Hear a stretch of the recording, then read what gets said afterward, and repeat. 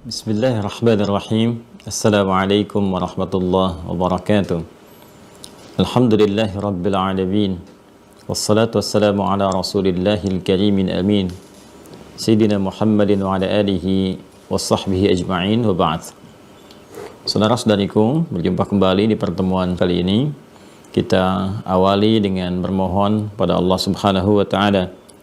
Semoga seluruh kita senantiasa disehatkan, dilindungi dan dibimbing oleh Allah Subhanahu wa taala guna meniti jalan-jalan kebaikan dalam konteks menjalani aktivitas kehidupan dunia kita dan mencari bekal terbaik untuk kembali kepada Allah. Kita juga bermohon pada Allah Subhanahu wa taala semoga setiap hamba-hamba Allah yang berkehidupan sampai dengan detik ini dan belum beriman, dikuatkan jiwanya, dimantapkan hatinya, juga dibimbing lisannya untuk bersyahadat sebelum wafat kembali kepada Allah Subhanahu wa taala. Pun demikian dengan para pelaku maksiat dan dimungkinkan kita berada di dalamnya untuk dibimbing oleh Allah Subhanahu wa taala agar dilembutkan hatinya untuk bertobat dan kembali menjalani aktivitas yang baik, mulia, hayatan thayyibah serta wafat dalam keadaan husnul khatimah insyaallah. Karena itulah kita mencoba untuk meniti jalan-jalan kebaikan dimaksud dengan kembali mempelajari tuntunan syariat, tuntunan jalan kebaikan di dinul Islam, agama yang kita yakini, yang kita peluk, sehingga dengan itu semua kita membuktikan ikhtiar kita mencapai harapan-harapan yang diridhoi oleh Allah Subhanahu wa taala. Di antara bab terpenting memberikan kekuatan pondasi untuk mewujudkan itu semua adalah pembahasan tentang akidah. Bagaimana merajut keimanan-keimanan yang kuat, membentuknya dalam jiwa kita, sehingga memberikan cahaya-cahaya yang membimbing perilaku kita mulia. Nuruhum yas'a baina aydihim wa bi'aibanihim. Alhamdulillah, di pertemuan yang lalu telah sampai kita pada puncak bahasan fondasi pertama yang menenun 6 pokok keimanan pada Allah Subhanahu wa taala yang kita kenal dengan rukun iman. Yang pertama adalah mengenal Allah Subhanahu wa taala dengan segala aspek turunan pembahasannya, sehingga selain meningkatkan semangat kita untuk beribadah, melahirkan kehusyuan dalam ibadah, juga memperkuat keyakinan kita untuk menuhankan Allah, mengesakannya, menyembahnya, dan menepikan segala yang terkait dengan aspek ketuhanan dari selainnya. Alhamdulillah, kita juga telah membahas tentang bagaimana cara berinteraksi ibadah dengan Allah Subhanahu wa taala, memanggilnya, menyembahnya, bersimpuh kepadanya, dan segala turunan-turunan yang terkait dengan itu semua pada pembahasan Al-Asma'ul Husna wa Sifatuhul Ulia, yang dengan itu kita berharap semoga melahirkan sebuah sifat dan sikap dari mulai menatap, merasakan, dan mengamati segala yang terkait dengan kehidupan kita, semuanya mampu mendekatkan diri kita kepada Allah Subhanahu wa taala. Ini yang disebut dengan ulul albab, orang-orang yang mengetahui esensi kehidupan, yang mengarahkan semua yang terkait dengan kehidupannya untuk mendekatkan diri kepada Allah. Alladzina yadhkuruna Allaha qiyaman wa qu'udan wa 'ala junubihim wa yatafakkaruna fi khalqis samawati wal ard. Rabbana ma khalaqta hadza batila subhanaka faqina adzaban nar. Demikianlah apa yang ia kemudian komitmenkan, tegaskan kesehariannya, apa yang ia lalui, semua dalam rangka bersyukur, beribadah kepada Allah Subhanahu wa taala. Di pertemuan yang lalu kita telah menuntaskan bahasan kedua dari 8 tingkatan dan klasifikasi Al-Asma Al-Husna, yang pada hakikatnya pembahasan ini terkait berkelindan dengan semua aktivitas duniawi kita dalam rangka mencari bekal ukhrawi.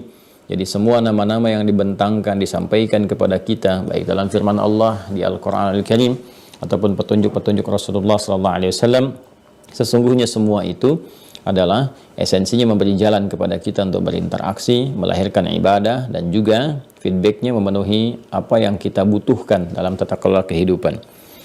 Yang pertama telah kita bahas asma'ul muta'alliqatun bi dzatihi ta'ala, nama-nama yang terkait dengan zat Allah, dan sudah kita terangkan dengan detail bagaimana menyertakan itu semua dalam doa kita.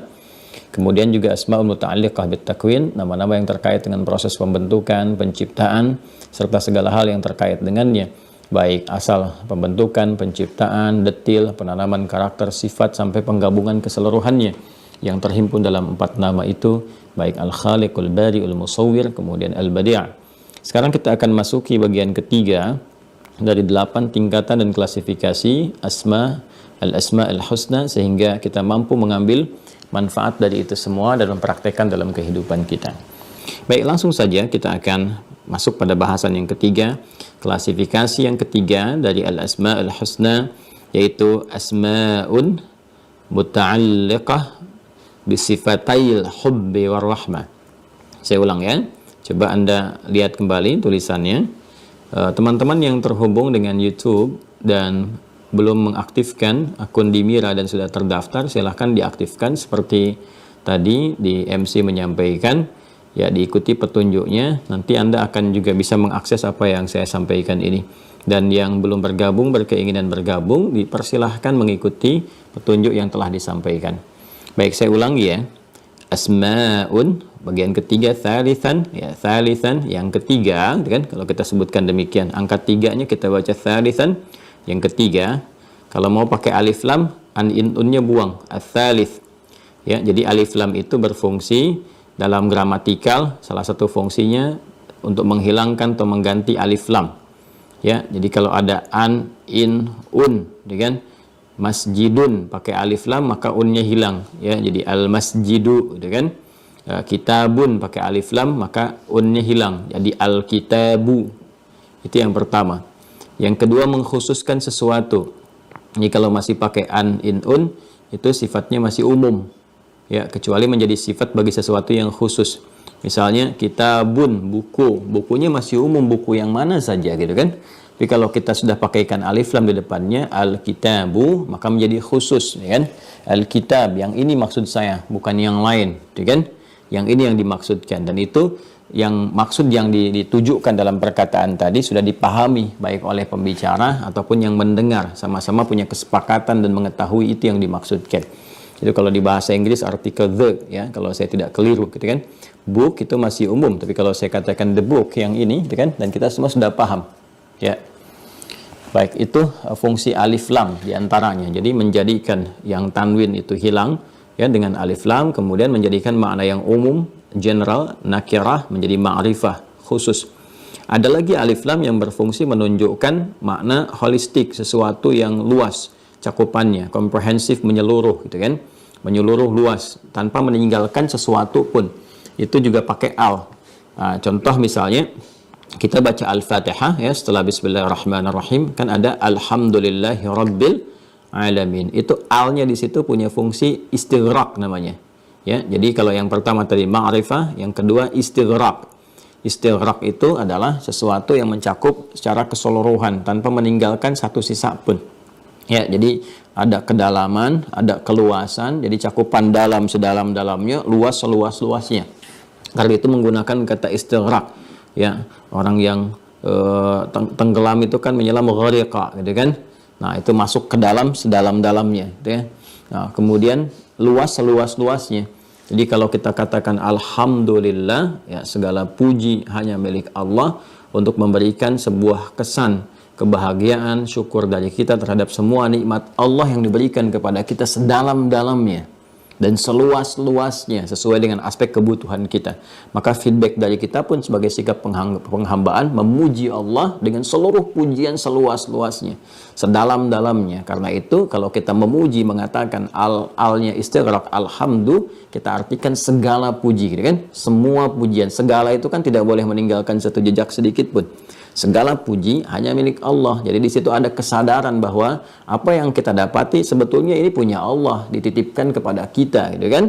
Karena itu kita balikin nih, terima kasih Allah menitipkan kepada saya. Dapat kepercayaan kita dari situ, kan? Membalikan semua pujian kepada Allah. Karena itu kalau sudah mengatakan alhamdulillah, jangan menyisakan sedikit pun, termasuk untuk kita. Ya, ibu punya anak misalnya di sekolah kan, Masya Allah gitu kan, bagus, nilainya sempurna terus, 100 gitu kan. Kemudian hafalan Qur'annya 30 juz cepat sekali. Ya, 20 hari hafal 30 juz. Kemudian ada kawan ibu mengatakan, Masya Allah ya Bu ya, itu anak ibu luar biasa, kecepatannya menghafal, pemahamannya. Terus ibu katakan, Alhamdulillah. Nah, itu semuanya serahkan kepada Allah ya, alhamdulillah, semua Allah yang telah tetapkan ya. Nah, kalau sudah seperti itu sudah selesai sampai di situ, jangan ditambahin lagi. Alhamdulillah, semua ketentuan Allah. Ya, saya juga berikhtiar untuk mewujudkan itu sih, gitu kan ya, bangun tiap malam. Saya, udah kalau udah alhamdulillah cukupkan sampai di situ. Jangan pakai walaupun, meskipun dan sebagainya, ya. Baik. Nah, ini kita katakan ats-tsalits, kalau kita katakan ats-tsalits, yang ketiga yang khusus terkait dengan pembahasan ini, ya kan? Nah, kalau kita katakan tsalitsan, nah ini terkait dengan pembahasan yang atasnya, ya. Tsalitsan, poin yang ketiga, ya kan, yang terkait dengan pembahasan ini. Jadi sifat pada yang sebelumnya, atau hal keterangan pada apa yang akan kita sampaikan. Asmaun muta'alliqatun, ya kan, kalau bunyi bunyi akhir yang ingin kita bunyikan harakatnya, maka kita katakan asmaun muta'alliqatun. Hanya orang Arab itu memulai dengan harakat, berhenti dengan sukun. Jadi kalau kita ingin berhenti di akhir, itu nggak usah baca harakat akhirnya. Itu cara gampang belajarnya. Nanti insya Allah sudah selesai buku saya, disiapkan insya Allah, ya, Quantum Arabic metode akhir. Itu nanti insya Allah kita akan share juga percepatan bahasa untuk memudahkan belajar. Ya, dan rumusnya kita ada pengembangan dari gramatikal yang konvensional. Kalau kita pakai gramatikal konvensional itu bukan berarti usang, tidak. Maksudnya yang dulu, yang sangat bagus, yang menginspirasi kita untuk cepat belajar, ya. Seperti kita gunakan alfiyah misalnya kan, kalamuna lafdhun mufidun kastaqim wasmun wa fi'lun thumma harfunil kalim wahiduhu kalimatun wal qawlu am wa kalimatun biha kalamun qad yu'am bil jarni wat tanwini wan nida wa al wa musnadin lil ismi tamyizun hasal bi taf'alti atat wa ya if'ali wa nun iqbalanna fi'lun yanjali, itu kan. Nah, kalamuna lafdhun mufidun kastaqim, kalam itu dalam bahasa Arab, gitu kan. Lafdhun mufidun itu lafaz yang melahirkan faedah, kastaqim seperti istiqomahlah engkau, komitmenlah engkau. Nanti diterangkan lagi dalam nahwu, nanti ada al-jurumiyah misalnya, al-kalamu huwal lafdhul murakkabul mufidu bil wad'i wa aqsamu thalathatun ismu wa fi'lun wa harfun, ya, dan seterusnya nanti dijelaskan. Nah, itu yang dipelajari di pesantren-pesantren termasuk tingkat perguruan tinggi Islam di jurusan bahasa khususnya. Nah, saya sederhanakan supaya mudah kita pahami. Misalnya cara kita cepat membaca, saya hadirkan rumus namanya hidup ayu mati syahdu, kan? Hidup ayu, bacalah harokat pertama dalam setiap kalimat dengan 3 kemungkinan. Ayu kalau enggak a, i atau u, kan? Kan begitu saja, kita harokat itu dibaca kalau enggak a, kan? Kemudian i atau u, enggak ada yang lain, kan? A, i atau u gitu. Ayu namanya singkatannya, bergantung nanti keadaan hurufnya. Kalau dia memang ra, ya maka menjadi O bacaannya, ya, turunan dari A nantinya. Jadi A, I, U aja, ayu. Mati syahdu, dan matikan harokat akhirnya dengan syahdu. Syahdu itu sukun. Ya, jadi apapun kita nggak pusing sebetulnya. Jadi kalau saya kasih contoh sedikit, ya, ini pendalaman untuk memudahkan. Misalnya kayak gini nih, ya. Ba, ya, kemudian ta, gitu kan. Ya kan? Hidup, ayu, mati, syahdu. Hidupkan harokat awalnya. Ini ba, ya. Ba, nanti ada turunan lagi pembelajarannya, ya. Kan kemungkinannya cuma 3, A, I, atau U, kan. Nanti ada teori lagi kesesuaian. Kalau nanti di tengah-tengahnya ada ya misalnya, maka pasangannya kalau nggak dengan A, dengan I, ya. Kalau ada alif itu pasti A, gitu kan. Kalau ada wawu itu pasti U. Ini kan cuma 2 kemungkinan. Kalau nggak A, I, kan di feeling kita juga nggak enak pakai U, kan. Ya pastinya kan A, kan, kalau nggak I. Nah, yang huruf terakhirnya ta ini, nggak usah pusing an, in, un, matikan aja dengan syahdu sukun, matikan dengan sukun, ya. Jadi tinggal yang pertama ini, ya, huruf yang pertama, ya. Jadi kita baca kalau ini sukun, kita tinggal masukkan feeling kita mana yang enak. Misalnya pakai ba, itu kan begini, tengah-tengah biasanya mati juga. Kita katakan bait, artinya rumah, itu kan. Kadang-kadang di slangnya mengatakan beat, ya, when a beat. Aina baitak, mana rumahmu, gitu. Itu yang slangnya. Tapi kalau kita ingin fasihnya aina bait, ya, aina baituk, hadzal bait liman, ini rumah siapa, gitu kan. Bait. Ini paling mudah. Hidup ayu mati syahdu. Kan nggak ada yang baca Bu Yeti misalnya, kan. Tidak juga Bu Yeti, kan, nggak, gitu ya. Tapi kan ada feeling kita ke situ, kita bisa turunkan. Nah, jadi kalau nanti membaca kitab atau apa, pokoknya yang bagian kalimat ujung kita berhenti, matikan. Termasuk baca Al-Quran, walaupun ada harakatnya, ketika kita wakaf itu kan berhenti, pasti mati, pasti sukun. Wakaf itu dengan sukun, wakaf wal ibtida dengan harakat, wakaf dengan sukun. Bismillahirrahmanirrahim, sukun kan, tapi kan harakatnya ada i. Kan gak ada orang baca imam sehebat-hebatnya jadi peringkat pertama di Masjidil Haram, tetap sukun juga. Ya, bismillahirrahmanirrahim. Kan nggak ada yang begitu. Alhamdulillahi rabbil alamin. Enggak ada. Ya mati, pasti mati di ujungnya. Nah, itu rumus ya. Jadi kita baca asmaun muta'alliqah. Nah, kalau kita berhenti di situ, nama-nama yang terkait bisifatail hubbi warahmah. Ya. Ini ada ya ya. Ya di situ. Ini biasa dalam tulisan kadang-kadang ya-nya suka nggak dimunculkan. Tapi saya tegaskan kepada Anda bahwa perhatikan baik-baik. Kalau ada huruf seperti ini yang Anda lihat itu, ya, kemudian tidak ada titiknya dan ada titiknya, itu ada perbedaan. Ya, yang seperti ini. Ya. Nah, ini ada titiknya begini. Ini ada perbedaan ya. Nah, kalau ini familiar kita, ada titiknya, itu ya.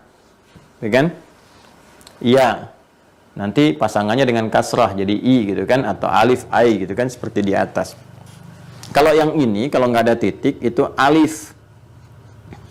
Letaknya biasanya di akhir. Ya kan? Alif bengkok. Bahasa Rusianya bingkeng. Orang mengatakan alif bingkeng gitu kan. Nah, seperti ini. Nah, kalau seperti ini berarti ya kalau nggak ada titiknya. Kalau begini, kalau nggak ada titiknya alif, maaf. Yang begini alif, yang begini apa? Ya. Seperti ain, ya kan? Lam. Nah, begini. Kalau nggak ada titiknya, kita baca ala. Kalau ada titiknya, kita baca ali, ya kan? Ya, bergantung konteks. Jadi alaiya kalau ada tasydid gitu kan. Nah, ini begini dengan begini, ini berbeda. Namun kadang-kadang, ya kan? Nah, ini ada juga di dalam penulisan itu kita harus melihat konteks dengan baik. Karena di dalam tulisan tertentu nggak disertakan titik atau tidak titik. Biasanya dibuat semua tanpa titik begini gitu. Tergantung konteks kita memahami apakah ya itu ya atau alif. Karena titik sendiri ya juga dengan harakat nanti ditemukan kan bertahap. Ditemukan dalam rasem ya, dalam penulisan, sejarah penulisan secara bertahap. Ya, nanti kan awalnya kan nggak ada titik semuanya tuh, antara ba, ta, tha gitu. Begini aja, bergantung konteks kita memahami. Ya, nah, nanti kemudian secara bertahap, nah, ada yang namanya Khalil bin Ahmad Al-Farahidi. Khalil bin Ahmad Al-Farahidi itu kemudian menemukan kemudahan-kemudahan dalam gramatikal bahasa Arab yang salah satunya menghadirkan harakat. Ya, harakat dan nanti penanda titik. Jadi untuk membedakan satu dengan yang lainnya. Jadi evaluasi beliau terhadap praktek-praktek kebahasaan diamati itu pakar bahasa, begawan bahasa yang sangat luar biasa.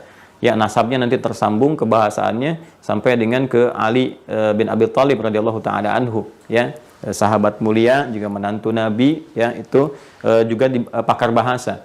Salah karya-karyanya dikumpulkan, ada salah satunya Nahjul Balaghah, itu sangat luar biasa. Nanti Ali bin Abi Thalib nasab keilmuan bahasanya diteruskan kepada Abul Aswad Ad-Du'ali.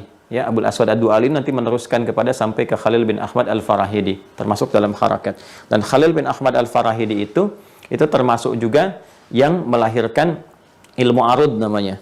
Ya, ilmu arud, cabang keempat tertinggi dalam bahasa setelah Nahwu, Sharaf, kemudian Balaghah dengan 3 cabangnya, Ma'ani, Bayan, Badi', kemudian Arud.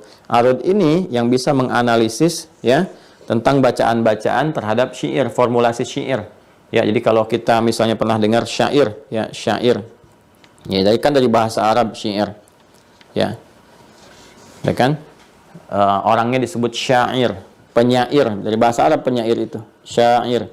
Jamannya syu'ara, ada Quran surah ke-26 Asy-Syu'ara. Nah, ini formulasi untuk membuat syair itu ilmunya ditemukan oleh Khalil bin Ahmad Al-Farahidi. Ya, Khalil bin Ahmad Al-Farahidi. Makanya ada Arudul Khalil namanya. Ya.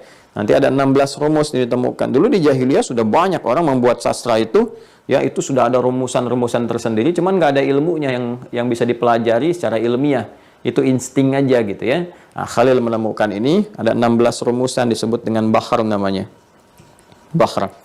Ada Bahr Tawil, ya, tawilun lahudunal bukhuri fadailu fa'ulun mafa'ilun fa'ulun mafa'ilu kifana bki min dzikra habibin wa manzili bisaqdil liwa bainad dakhuli fahaumali yang Imri al-Qais, ya.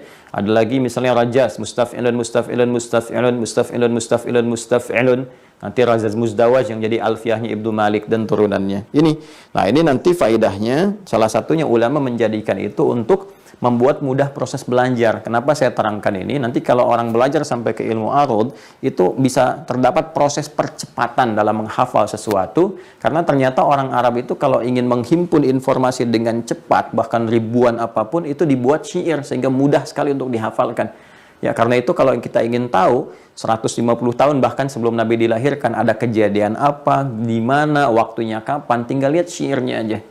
Ya, dan yang paling pakar di antara sahabat ini, sahabat Nabi melihat ini adalah sahabat Umar bin Khattab radhiyallahu taala anhu. Nah, ini kita bisa melihat ini. Termasuk nanti untuk menyusunnya kita belajar ilmunya ini, dan ini untuk membedakan nanti ya irama dalam syair dengan kita lihat bacaan-bacaan Quran yang berbeda jauh dengan irama-irama syair dan bukan masuk dalam kategori musik. Karena syarat untuk membuat syair itu salah satunya nanti ada musiknya. Ya, ada fasahah, ada khayal, dan ada musik, ada ketukan, ada irama di dalamnya. Ya, karena itu kita dapatkan misalnya rumus madid yang tala'al badru alaina, itu masuk dalam rumus madid di syair ini. Ya, nah tapi teman-teman sekalian, ini sedahsyat-dahsyatnya ini pun, ini ada irama, ada formula, itu nggak pernah dipakai untuk baca Al-Quran. Baik di masa era Nabi, ataupun misalnya di masa sahabat, sampai ke tabi'in, sampai kekinian. Ya, misalnya kan irama tola al-badru rumusnya madid kan, ya rumus madid itu kan nggak pernah dipakai baca Quran. Ya, misalnya pernah Anda dengar imam membaca begini, wadduha wal-laili idza saja, kan tidak kan? Ya kan? Jadi mereka itu walaupun tahu ini irama-irama ada musiknya syair, tapi nggak pernah menyertakan irama musik kepada bacaan-bacaan Al-Quran karena berbeda, jauh sekali, chemistry-nya nggak ada gitu kan. Karena itu nggak usah kreatif Anda memasukkan misalnya turunan dari ini untuk baca Quran, iyyaka na'budu wa iyyaka nasta'in, ya bubar gitu kan. Ya, jadi orang dulu pun sejahiliyah-jahiliyahnya nggak pernah pakai Al-Quran dengan irama musik. Musik-musik yang dimaksudkan yang sudah jelas digunakan untuk syair gitu ya. Nanti ini turunannya menjadikan notasi. Ya, notasi itu yang digunakan kepada alat-alat irama sekarang. Ya, seperti do re mi fa sol la si do, itu kan irama-irama yang diciptakan oleh hasil-hasil keilmuan dari sini pada akhirnya kan. Do re mi da ro mim fa sol lam, ya, kemudian sod dal. Itu kan asalnya dari situ. Coba ngaji lagi deh, pelajari lagi. Anda akan temukan.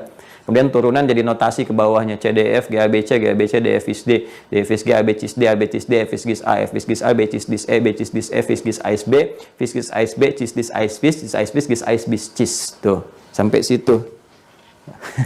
Maaf ya, lompat sedikit gitu. Nanti untuk memahamkan ini, supaya mengerti apa yang kita bahas itu, ada referensi-referensi dasarnya. Saya belajar, mempelajari, menghafal untuk merumuskan. Jadi kita kalau mau bicara hukum tuh kita telaah gitu. Apakah bisa main musik? Tidak, saya nggak bisa. Ya, main gitar bisa? Tidak. Main piano bisa? Tidak. Tapi kalau Anda tanya notasi, saya tahu, saya hafal gitu. Ya, turunan kemana dan sebagainya. Dan hukumnya apa? Di situ kita gali nanti. Ya, nanti setiap ilmu pasti ada prakteknya, pasti ada turunan persoalan untuk dibahasnya. Kan dulu rame kan? Hukum baca Al-Quran pakai langgam Jawa gitu kan, langgam Sunda, langgam Sumatera. Ya, kita kalau nggak paham ini nanti kita kan sulit menjelaskan seperti apa turunan-turunannya. Ya, teruskan. Asma'ul muta'alliqana bisifatail. Di sini bukan alif ya, tapi ya, bisifatail hubbi war rahmah. Nama-nama Allah Subhanahu wa taala yang terkait berkelindan atau berkaitan erat dengan dua sifat, bisifatai, dengan dua sifat. Ya. Asalnya ini bisifatai ini, cuman ketika ada alif lam di depannya maka nunnya hilang. Ya, hilangkan nunnya menjadi bisifatail hubbi war rahmah. Dengan dua sifat, yaitu sifat cinta, rahmah dan kasih. Hub itu cinta, rahmah kasih yang dalam. Berhenti sampai sini. Maaf ya, karena kita mengaji Mira ini, maka saya perdalam gitu. Kalau mungkin taklim umum, walaupun ini teman-teman yang di YouTube juga mengakses untuk beristifadah, bermanfaat, alhamdulillah. Kalau kita taklimnya umum, nggak ada kaitan dengan pembahasan pesantren, maka saya nggak akan bahas detail seperti ini. Cukup terangkan nama ketiga ini, yuk kita turunkan. Tapi karena Anda ngaji, Anda pegang juga kitab, lembaran seperti saya, maka hadirkan, kita baca bersama. Nanti kalau sudah offline saya terangkan gramatikalnya. Nahunya ini, istilahnya ini. Kalau sharaf ini, istilahnya ini, gitu kan? Tapi yang saya inginkan Anda paham, bukan menghafal. Kalau menghafal itu mudah. Ya. Bismillah. Ketiga, nama-nama Allah yang terkait berkelindan dengan dua sifat, yaitu sifat cinta, al-hub, war-rahmah, dan kasih yang dalam. Teruskan dulu ya. Fi ma'ada, selain ya, selain Rabb, sifat Rabb, kemudian Rahman wa Rahim dan Rahim. Jadi yang biasa kita kenal kan ada Rabb, Rahman, Rahim kan? Nah, ada lagi nama-nama Allah yang lain dari 99 itu ternyata menunjuk kepada makna dua hal ini, inti dua hal ini ya, yaitu sifat cinta dan kasih sayang yang dalam. Nah, terkait dengan apa? Bergantung kebutuhan kita. Nanti Rabb ada sendiri penekanannya, Rahman ada sendiri, Rahim ada sendiri. Tapi tiga-tiganya ini nggak bisa lepas dari dua hal tadi, Al-Hub wa Rahmah. Kemudian nanti ada nama-nama yang lain lagi, dan itu pun nggak bisa dilepaskan dari dua hal ini. Jadi kalau kita mengalami persoalan dalam kehidupan kita, kemudian kita akan memohon kebutuhan itu dengan kasih Allah yang dalam, maka sebut nama itu. Ya, dan kita bisa sebutkan kemudian esensi di balik nama itu untuk mempercepat pengabulan doa kita. Prakteknya bagaimana? Ya kita teruskan dulu ya, kita teruskan dulu. Nah, nama-nama itu diantaranya, nanti setelah kita sebutkan nama-namanya, baru kemudian kita masuk kepada pendalaman dan prakteknya. Selain Rabb, Rahman, dan Rahim, ya, nama Allah yang terkait dengan rasa cinta dan kasih yang dalam, yaitu satu, Ar-Ra'uf, ya, sudah lihat ya, Ar-Ra'uf. Kemudian Al-Wadud, Anda bisa tandai. Kemudian Al-Latif, Ar-Ra'uf, Al-Wadud, Al-Latif, Al-Halim, kan? Al-Halim, Al-Afu, Al-Afu, Al-Syakur, Al-Syakur, Al-Mu'min, Al-Bar, ya, Al-Bar, Bar, ya. Kemudian Rafi'ad Darajat, Rafi'ad Darajat. Ya, kalau pakai taknya terbuka seperti itu maftuhah, maka dibacakan dengan at di ujungnya, darajat, ya. Kalau taknya marbutah tertutup, Anda baca Rafi'ad Darajah, itu artinya tunggal. Kalau ada alif di ujungnya dan taknya terbuka maftuhah, maka itu bentuk dari jama'. Ya, bentuk dari jama'. Ya, jelas ya? Muannas salim sifatnya, ya. Kalau ke orang misalnya mukminat gitu kan, mukminin, mukminat, itu ada alif dan ta di ujungnya. Ar-Razzaq, teruskan Ar-Razzaq, kemudian Al-Wahhab, Al-Wasi'. Saya ulang ya dengan cepat. Ar-Ra'uf, Al-Wadud, Al-Latif, Al-Halim, Al-Af, Al-Syakur, Al-Mu'min, Al-Bar, Rafi'ad Darajat, Ar-Razzaq, Al-Wahhab, Al-Wasi'. Jelas? Ya, baik, penyebutannya jelas ya. Nah, sekarang yuk kita dalami maknanya supaya paham. Nanti kapan kita menyebut Ar-Ra'uf? Kapan kita menyebut Al-Wadud? Ya kan? Kapan kita menyebut Al-Latif? Ya. Nah, kalau suami misalnya marah nih, kurang rasa cinta dan perhatiannya, kita ingin memohon kepada Allah untuk melembutkan hatinya. Nah, nama mana yang kita sebutkan? Ya.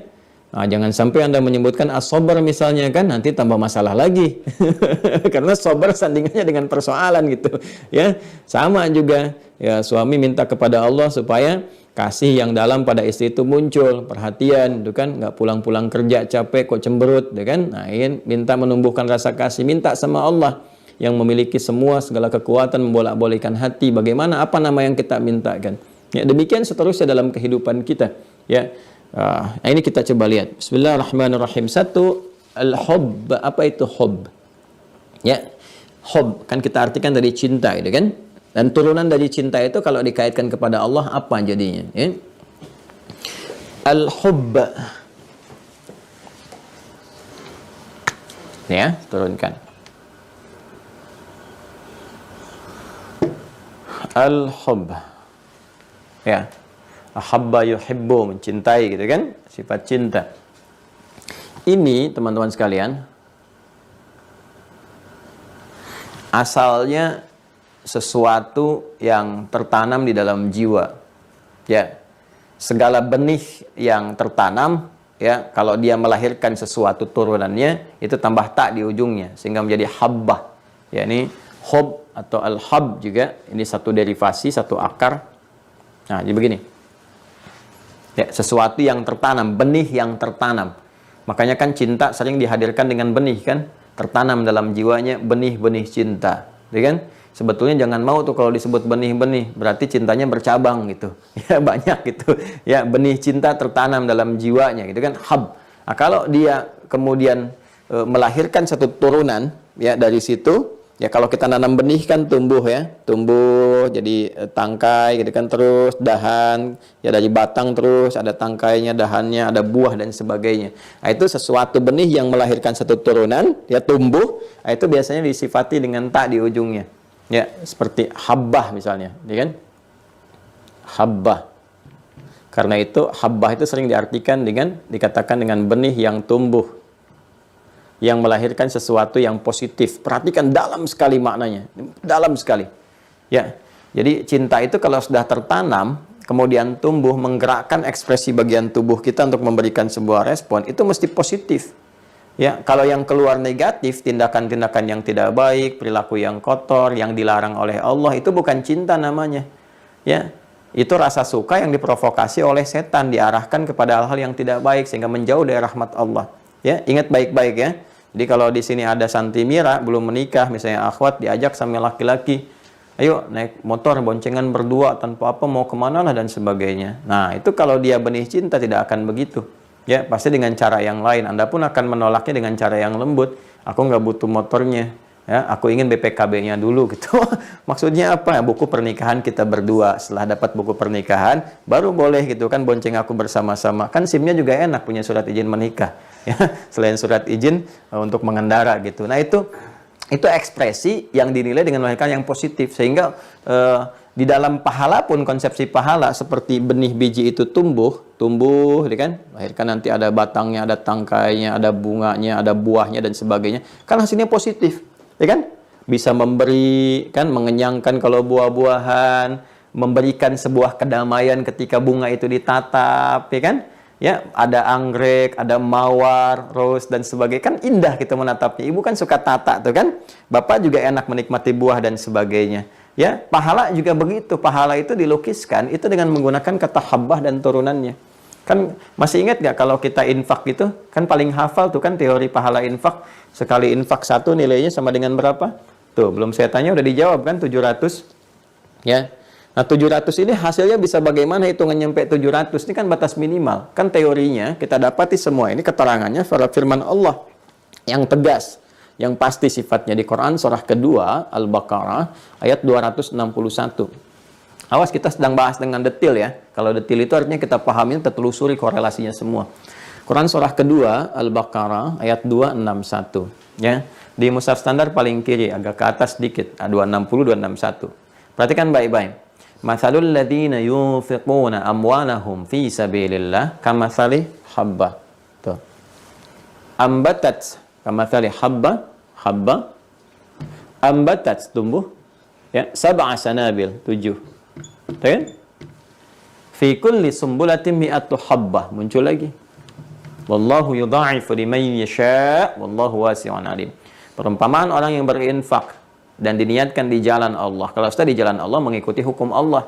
Ya infak pada kebaikan-kebaikan, kan? Infak pada kemuliaan-kemuliaan. Gimana terlihatnya? Itu lihat konsepsi pahalanya saja. Ya seperti satu benih, satu biji, setiap satunya itu dihitung seperti satu benih, satu biji yang tumbuh nanti. Nah, tumbuhnya itu terlihat kalau fisabilillah itu. Ya, menumbuhkan satu batang, tangkainya meluas lagi, terus biji-bijinya memberikan satu manfaat-manfaat, tuh kan? Jadi dilukiskan bagaimana infak itu manfaatnya besar. Makanya benihnya pun harus benih yang sehat, yang bagus, dengan kualitas baik, supaya buahnya ranum, enak, bagus, bermanfaat. Makanya kalau mau infak dari harta yang halal, lihat filosofinya, tinggi, dalam sekali, satu kalimat tapi dalam.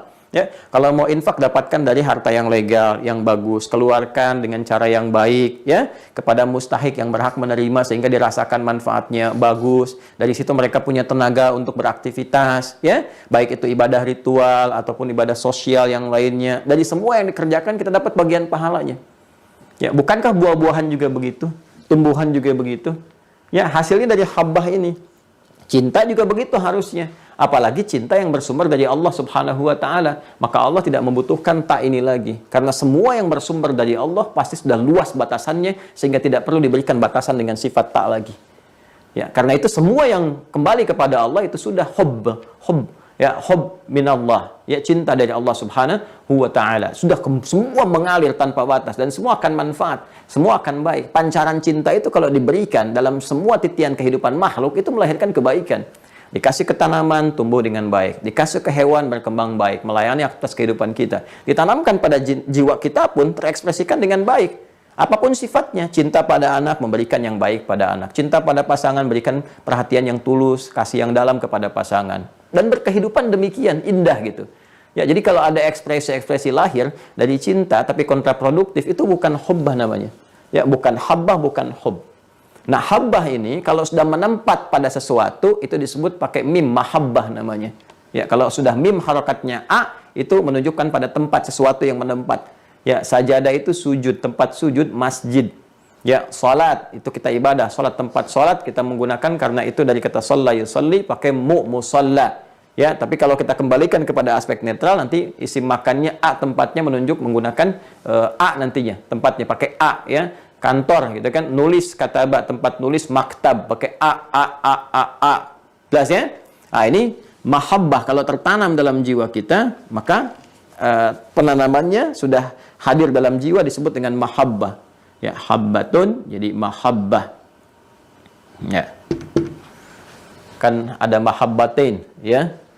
Dua benih yang tertanam di dalam jiwa sehingga melahirkan satu pasangan cinta. Itu mahabbatain. Nah, ini mahabbah. Ya, kemudian rasa cintanya disebut dengan hub, sifatnya tertanam disebut dengan habbah, kalau sudah tertanam disebut dengan mahabbah.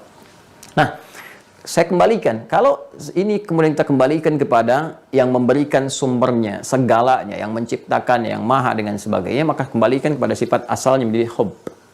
Ya, karena itu diantara hal-hal nama-nama Allah yang dibentangkan kepada kita yang membawa sifat curahan cinta dari Allah tanpa batas. Wah, kalau udah nggak ada batas kan semua diberikan.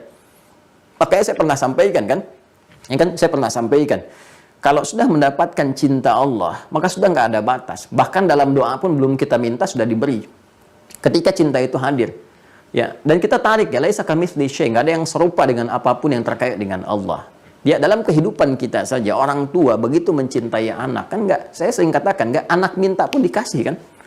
Ya, rasa cinta mendalam setelah disayang-sayang dari rahim itu kemudian dilahirkan, begitu dalamnya cinta kan, perhatian, disayang, dijaga, diberikan kebutuhan, cari, bahkan sebelum lahir itu dicari pakaiannya. Ya, yang paling menarik itu kan nyari pakaian laki-laki, ternyata yang lahir perempuan gitu kan. Ya kan? Ya, tapi kita ingin memenuhi sepenuhnya gitu, cari ini, cari itu, yang terbaik macam-macam, baru tumbuh, belum lagi jalan udah diberikan sepedanya, ya, sepeda-sepeda kecil, mainannya segala rupa, karena cinta, padahal dia nggak minta. Ya. Apakah ada misalnya ketika bayi lahir langsung mengatakan, popo, popo, kan tidak. Nangis kan? Kan tidak. Tapi kita bisa hadirkan yang terbaik, cari yang paling bagus, yang paling nyaman, mainan, macam-macam, fasilitas, dan seterusnya. Itu karena apa? Karena cinta. Anda bisa bayangkan, cinta manusia yang terbatas saja memberikan perhatian yang begitu dalam. Bagaimana dengan cinta Allah yang tanpa batas? Makanya orang-orang yang mendekati Allah tuh, sampai mendapatkan cinta Allah, itu belum minta, udah dikasih. Ya. Bagaimana kan saya pernah mengisahkan tentang Hannah dengan Imran itu kan, ya, orang soleh, orang biasa, bukan nabi, bukan rasul, tapi menyiapkan anak itu sedemikian rupa sehingga visi utamanya bagaimana anak dicintai Allah. Udah dahsyat itu. Itu kalau Bapak Ibu ya, kita semua mencoba membuat sebuah skema demikian seperti dicontohkan Al-Quran, mendidiknya nggak susah Pak Bu. Karena udah dapat cinta Allah, jadi orang tua nggak capek lagi, perhatiannya, pertumbuhannya apa, Allah yang semuanya gitu kan. Diberikan perhatian yang lebih daripada hamba-hamba lain, mendalam perhatiannya. Semua makhluk kalau sudah siapkan rezekinya, segalanya dan sebagainya. Tapi yang membedakan kan ikhtiar untuk mendapatkan itu. Ada yang biasa, ada yang kecepatannya tinggi, ada yang percepatan. Di fisika kan juga demikian. Ya, kan kecepatan itu kan bergantung juga nanti formulasinya dengan jarak, gitu kan? Ya, dan waktu kan. S sama dengan V kali T, jarak sama dengan kecepatan dikalikan dengan waktu. Ya, tapi kalau kita kemudian menjadikan jaraknya semakin dekat dengan Allah, kita tambah kecepatannya, itu kan? Naikkan waktunya, tambah jam ibadahnya, ya, kemudian naikkan kecepatan kita untuk mendekat kepada Allah. Orang baru adzan, baru siap-siap, Anda belum adzan udah disiapin. Kemudian, ya, maka apa yang terjadi? Jaraknya kan kalau kecepatan ditambah, jarak yang tadinya jauh kan semakin dipangkas. Ya kan? Ya, jarak dari Bekasi ke Jakarta sekian kilo. Kalau kita kecepatannya naikin kan, jaraknya kan walaupun terlihat jauh itu jadi semakin cepat kita dapati, semakin cepat ke tujuan. Nah, itu kan rumus fisika kalau dibaca pakai iman jadi begitu gitu, nggak selalu harus dibaca pakai akal. Ya, demikian kalau kita konsepsinya kita arahkan untuk mendekat kepada Allah itu, kita pangkas jarak yang normal, yang biasa, yang umum, normal itu yang umum. Ya, dekati Allah dengan kecepatan yang luar biasa. Sebelum dipanggil kita sudah siap-siap. Kan? Kita siapkan tempat terbaiknya, waktu-waktu kita tata untuk mendekat kepada Allah. Seperti Imran dengan Hannah itu, ya, menyiapkan konsepsi. Saya katakan menyiapkan konsepsi karena nanti setelah Hannahnya mengandung, Imran meninggal. Ya, melahirkan kemudian Maryam. Dan itu visi itu terus diteruskan. Ya, walaupun single parent diteruskan, nanti pamannya Maryam, Zakaria alaihissalam, yang kemudian diberikan oleh keluarga kewenangan untuk merawat Maryam. Apa yang terjadi? Begitu disiapkan untuk menjadi hamba yang dicintai oleh Allah, diberi nama dengan Maryam, diperlindungkan kepada Allah. Demikian kan di Ali Imran dari ayat 35, 36, 37-nya apa yang terjadi? Fataqabbalaha rabbuha biqabulin hasanin, ya, wa ambataha nabatan hasana. Diterima semua itu oleh Allah. Begitu diterima oleh Allah, ikhtiar itu turun cinta Allah, ya kan? Fataqabbalaha rabbuha, diterima, ya, fataqabbalaha rabbuha biqabulin hasan, dan penerimaan yang baik. Wa ambataha, sudah semua perhatian, pemberian segalanya Allah langsung memberikan tanpa sekat, tanpa jeda, tanpa batas. Ya, walaupun dirawat, itu kan syariatnya dirawat, ikhtiarnya ada yang rawat, tapi rezekinya mengalir dengan cepat, kadang-kadang terduga. Kullama dakhala 'alaiha Zakaria al-mihrab wajada 'indaha rizqa. Setiap kali didatangi untuk diberikan kebutuhan-kebutuhannya, yang pegang kunci tempat mihrab itu Nabi Zakaria, datang mau dimasukin, ada lagi, yang nggak ada di musim itu ada. Sampai dia berkata, kan bertanya pamannya, qala ya Maryamu anna laki hadza, Maryam, dari mana semua ini? Qalat huwa min indillah. Dia berkata, semua dari Allah. Anda bayangkan. Jadi kalau sudah hub ini, ya, cinta ini sudah kita dapati, Allah berikan kepada kita, gitu kan, itu tanpa batas. Dan kalimat yang mengalirnya tuh bukan ibadahnya.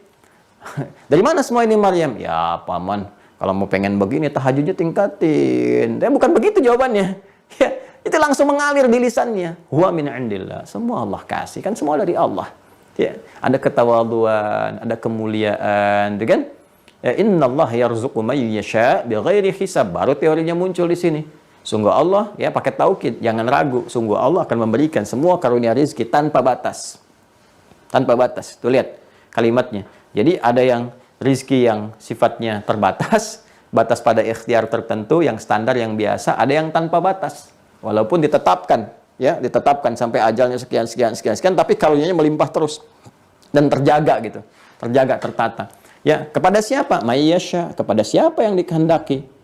Nah, saya pernah sampaikan, membaca ayat seperti ini, jangan kita simpulkan berarti hanya Maryam yang dapat, berarti hanya Nabi Zakaria yang dapat. Tidak. Ya, ini kalimat man ini terbuka untuk umum, sifatnya personal. Ya, jadi sifatnya, oh ini kan isim mausul ya, konjungsi yang menyambungkan satu peristiwa, tapi memberi kesan inspirasi kepada kita, terbuka bagi setiap personal. Jadi Allah tuh menawarkan kepada setiap kita secara personal, mau nggak jadi kalangan terbatas ini? Dikasih cinta Allah, diberikan karunia tanpa batas. Demikian cara membacanya. Ya, nah, di antara cara kita untuk mendapatkan ini semua, kita harus tahu bagaimana berinteraksi, terhubung dengan Allah Subhanahu wa Ta'ala dalam konteks penyembahan itu. Apa nama yang kita sebutkan, gimana caranya, prosesnya seperti apa, gitu kan? Nah, di balik itu semua Allah turunkan kemudian nama-nama untuk meraih ini. Jadi kalau sudah kita paham untuk meniti cinta kepada Allah, manggil Allahnya pun beda gitu. Kita akan panggil Allah Subhanahu wa Ta'ala dengan nama-nama yang melahirkan ini. Anak kan kalau semakin cinta kepada anak, panggilannya kan lain kan? Ya. Coba deh, ketika Anda misalnya melihat nama anak Anda misalnya kan Aisyah, kan Anda panggil apa misalnya? Cantik, kan menunjukkan cinta. Nabi kan punya panggilan sendiri kepada Sayyidah Aisyah radhiyallahu taala anha, Humaira, mahlan ya Humaira, tenang wahai Humaira, ya kan? Itu beda tuh. Kita pun manggil Allah kalau punya rasa cinta yang dalam, ya kan? Kita akan lihat dari semua kebutuhan dan ekspresi kehidupan kita, ketika kita memohon kepada Allah, kita hadirkan dengan panggilan yang penuh dihiasi dengan rasa cinta. Ya, ada sifat cinta di dalamnya sehingga apa yang kita minta bahkan belum diminta sudah cepat diberikan sesuai dengan kebutuhan kita. Apakah kita ingin terbebas dari kesulitan, ya, terlepas dari gangguan, ya, menghadirkan ketenangan, macam-macam. Jadi cara manggilnya beda. Ini maksudnya yang kita pelajari. Ya, ini yang kita pelajari. Kalau ekspresi amal itu banyak. Ya, banyak cara meniti amal untuk mendapatkan cinta Allah. Misal, ya, yang paling standar kan, ini paling standar di Al-Qur'an ya. Kalau ingin mendapatkan cinta Allah, di antara amalannya apa? Ikuti semua aktivitas kebiasaan Nabi, ya. Jalan yang kita ikuti disebut dengan sunnah namanya, sunnah. Ya, makanya segala yang terkait dengan kehidupan Nabi, ya, yang menjadi teladan untuk kita diikuti disebut sunnah kan? Pernah dengar sunnah Nabi, sunnah Rasulullah, kan? Kalau kita lekatkan segala hal, perbuatan, perkataan, sifat, sikap, ya, yang menjadi dasar hukum perbuatan disebut hadis, ya, melekat kepada Nabi. Tapi kalau kita ikuti itu semua, jalannya disebut dengan sunnah. Makanya ada istilah ikut sunnah, ikut sunnah. Ikut sunnah itu bukan ikut kelompok tertentu, ikut paham tertentu, bukan. Ikut sunnah itu ikut segala yang ditunjukkan oleh Nabi. Dari manapun kita dapati, Ustadz Fulan menunjukkan cara bangun tidur Nabi begini, kita ikuti, ya kan? Kita lacak, benar nggak? Hadisnya benar nggak? Kita ikuti, itulah sunnah. Jadi bukan ikut kelompok tertentu, paham tertentu, yang kalau bukan ini bukan sunnah. Kan? Nah, itu juga penting dikoreksi, supaya dipahami baik-baik. Semua yang menjelaskan tentang tata kelola kehidupan Nabi, menjadi pokok tuntunan kepada kita, itu disebut sunnah namanya. Paham ya? Ya, jadi jangan sampai misalnya, ini ada kajiannya sunnah, yang lain bid'ah, misalnya kan? Atau yang lain begini, yang lain, ya, enggak. Jangan menghadirkan sebuah pertentangan. Saya pun tidak mengajarkan untuk saling mencela, nggak boleh saling mencela, nggak boleh saling merasa yang paling tinggi. Murid-murid saya nggak boleh seperti itu. Dan kita saling mencintai semuanya, ya, saling mencintai, membangun silaturahim kita itu dihadirkan ke dunia oleh Allah untuk berta'aruf, lita'arufu, ya, bukan untuk bertabaud, saling menjauh. Jadi kalau Anda ngaji jadi saling membenci, saling menjauhi. Jadi pertanyaannya yang dikaji apa gitu? Al-Quran mengajarkan kita saling mencintai. Kenapa kemudian perilaku kita jadi saling membenci? Pasti ada yang keliru di situ, ya. Nah, caranya bagaimana? Perbaiki diri kita. Nggak perlu nilai orang, ya. Kita mencoba merangkul, bersilaturahim dengan siapapun dalam konteks kebaikan. Itu yang saya ajarkan, ya. Baik, kembali ke sini ya. Nah, maka kita mengikuti tuntunan Rasulullah ini jelas disebutkan di Quran surah ketiga Ali Imran ayat 31. Ya. Ayat 31. Paling kiri agak ke atas sedikit, 30 31, ya. Qul in kuntum tuhibbunallaha, kan? Siapa? Tadi saya katakan di awal ahabba yuhibbu. Perhatikan kalimatnya, perhatikan ayatnya. Qul, katakan Muhammad sallallahu alaihi wasallam. Kalau sudah ada qul berarti perintah langsung dari Allah. Ini menunjukkan kebenaran Al-Quran bukan bersumber dari pribadi Nabi. Al-Quran bukan rekayasa Nabi, bukan karangan Nabi, bukan produk budaya. Ingat baik-baik kalimat itu, ya. Tuduhan ini sudah ada 15 abad yang lalu. Jadi kalau ada orang bicara sekarang Al-Quran produk budaya, ya, yang dihadirkan oleh Nabi, itu terlambat berpikirnya, telat 15 abad. Jadi kan, nah, telat 15 abad. Itu sudah ada dari dulu tuduhan demikian dan dibantah, bahkan di-challenge. Ayo kalau memang merasa ini karya manusia, buat semisal, nggak ada yang mampu, ya. Baik, kul, katakan. Kalau katakan berarti kan ada yang memerintahkan kepada Rasulullah. Kalau kita bicara sendiri pada orang, nggak mungkin sebelum kita bicara, katakan Muhammad. Ya, saya Adi misalnya, saya ingin ngajar nih. Katakan Adi, katakan. Katakan itu kan kata perintah, berarti ada yang memerintahkan. Kalau dari saya katakan langsung aja. Ya kan? Ya, jadi ketika kita kemudian mendapati ayat kul, ini menunjukkan satu, ya, benarnya otentisitas Al-Quran bersumber dari Allah Subhanahu wa Ta'ala sebagai firman. Qul, katakan Muhammad SAW, in kuntum tuhibbunallaha, jika kalian serius mencintai Allah.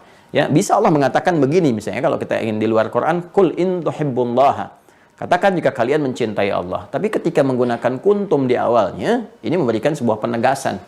Ya, berikan taukid selain menunjuk kepada, ya, umat atau orang yang ingin diajak bicara, ingin disampaikan risalah ini. Ya, taruhlah di masa Nabi Muhammad kepada umat beliau sallallahu alaihi wasallam di masa itu, para sahabat dan sebagainya. Sekarang ke kita, karena Al-Quran kan sifatnya terus, ya, komprehensif, luas, melintasi zaman, ya, melintasi tempat, dimensi, ruang dan waktu sampai kehidupan berakhir, sampai kita kembali kepada Allah. Jadi ayat ini pun ditujukan kepada kita. Katakan, ya, diperintahkan Muhammad SAW, sampaikan dan sampai kepada kita sekarang. Inilah dahsyatnya Al-Quran, mukjizat yang nggak pernah berubah. Ya, nggak ada Anda dapati misalnya ejaan yang disempurnakan terhadap Al-Quran. Nggak ada. Dari dulu, ya, zamannya Abu Bakar As-Siddiq sampai dengan yang ke sekarang, gitu kan. Zamannya Umar bin Khattab sampai dengan yang sekarang. Semua nggak ada yang berubah. Qul huwallah. Sama bacaannya, nggak ada bedanya dan sebagainya. Ya, versi-versi bacaan pun yang sesuai dengan dialek-dialek yang disebut dengan riwayat sama semua, nggak ada yang berubah. Bisa dilacak. Ya, qul in kuntum, katakan Muhammad SAW, jika kalian semua serius. Ya, kita sekarang sedang dikhitab nih. Ya, di-challenge nih oleh Allah nih. Ditanya nih, kita semua nih yang terhubung, ya. Sekarang kita belajar. Jika kalian semua serius mencintai Allah. Kan cinta itu ada yang sekedar diucapkan, ada yang memang serius. Dan itu butuh pembuktian. Nanti diujinya lewat pembuktian. Serius nggak benar? Di kehidupan kita kan juga begitu. Bukti cinta seorang ayah, ibu kepada anaknya kan dari perilaku, perhatian, kasih sayang dan sebagainya. Ke pasangan juga demikian, ada pembuktian dan sebagainya. Nah, sekarang keseriusan kita mencintai Allah seperti apa? Kalau ditanya setiap hamba, cinta nggak sama Allah? Cinta sama Tuhan yang hak? Ya, saya cinta. Tapi buktinya apa? Kalau ekspresi kehidupan kita justru bertentangan dengan apa yang dicintai Allah, bukan cinta namanya. Dia nggak sampai ke dalam jiwa. Ya, nggak sampai dari lisan itu turun ke hati. Kalau manusia kan dari mata turun ke hati. Ya, kalau iman kan dari lisan turun ke hati. Diucapkan dari lisan turun kepada jiwa jadi sinar, menerangi ekspresi kehidupan kita, perilaku kita, membimbing bagaimana kita bersikap dan berkehidupan yang baik. Nah, kata Allah, jika kalian serius mencintai Allah, maka buktikan satu dengan sikap, dengan amalan. Apa di antara amalnya? Fattabi'uni, ikuti segala yang dituntun oleh Rasulullah. Ya, jadi kita keluarkan nih, kan cara gampang berkehidupan itu nggak susah sebetulnya. Nggak susah. Kita itu kan punya rutinitas dari bangun tidur sampai tidur lagi. Dan dahsyatnya dalam Islam itu, pernah kita bahas di awal jumpa kita. Semua tuntunan, baik secara teologi, baik secara akidah, kemudian ibadah, muamalah, itu lengkap semua. Ya, demi Allah saya katakan, cuma di Islam kita temukan tuntunan dari bangun tidur sampai tidur lagi. Dari bangun aja udah ada tuntunan gimana cara bangun, apa yang dibaca, bagaimana menyiapkan diri saat bangun. Ya, kemudian berangkat ke toilet, masuknya dituntun lagi, keluar dituntun, ada tuntunannya. Ya, kemudian berpakaian ada tuntunannya, mau kerja ada bimbingannya, urusan makan ada tuntunan, secara individu ada. Kemudian berkeluarga ada, bersosial ada, dan semua passion kehidupan itu ada tuntunan. Kan dahsyat. Kita tinggal keluarkan aja. Ya. Masya Allah, menjadi pedoman hidup muslim. PHM, kan? Kalau mau tambahkan PHMI, pedoman hidup muslim Indonesia. Misalnya kan, kalau kita ingin bawa kita sebagai warga negara yang baik, dari bangun tidur sampai tidur lagi, ikuti ini. Nggak akan bertentangan kok dengan hukum kehidupan kita berbangsa, bernegara, bertanah air, nggak akan bertentangan, bahkan dijamin undang-undang. Undang-undang kita yang meminta kita ya untuk memeluk agamanya masing-masing, beribadah menurut agama dan percayaannya itu dilindungi oleh negara. Jadi sebetulnya disupport itu. Ya, pasal 29 ayat 2, negara menjamin kemerdekaan tiap-tiap penduduk untuk memeluk agamanya masing-masing dan beribadah menurut agama dan kepercayaannya itu. Dijamin itu. Jangan takut. Ya. Baik ya. Bangun tidur tuh, baca ini, lakukan nih, duduk dulu, hilangkan bagian bekas ngantuknya, siap-siap.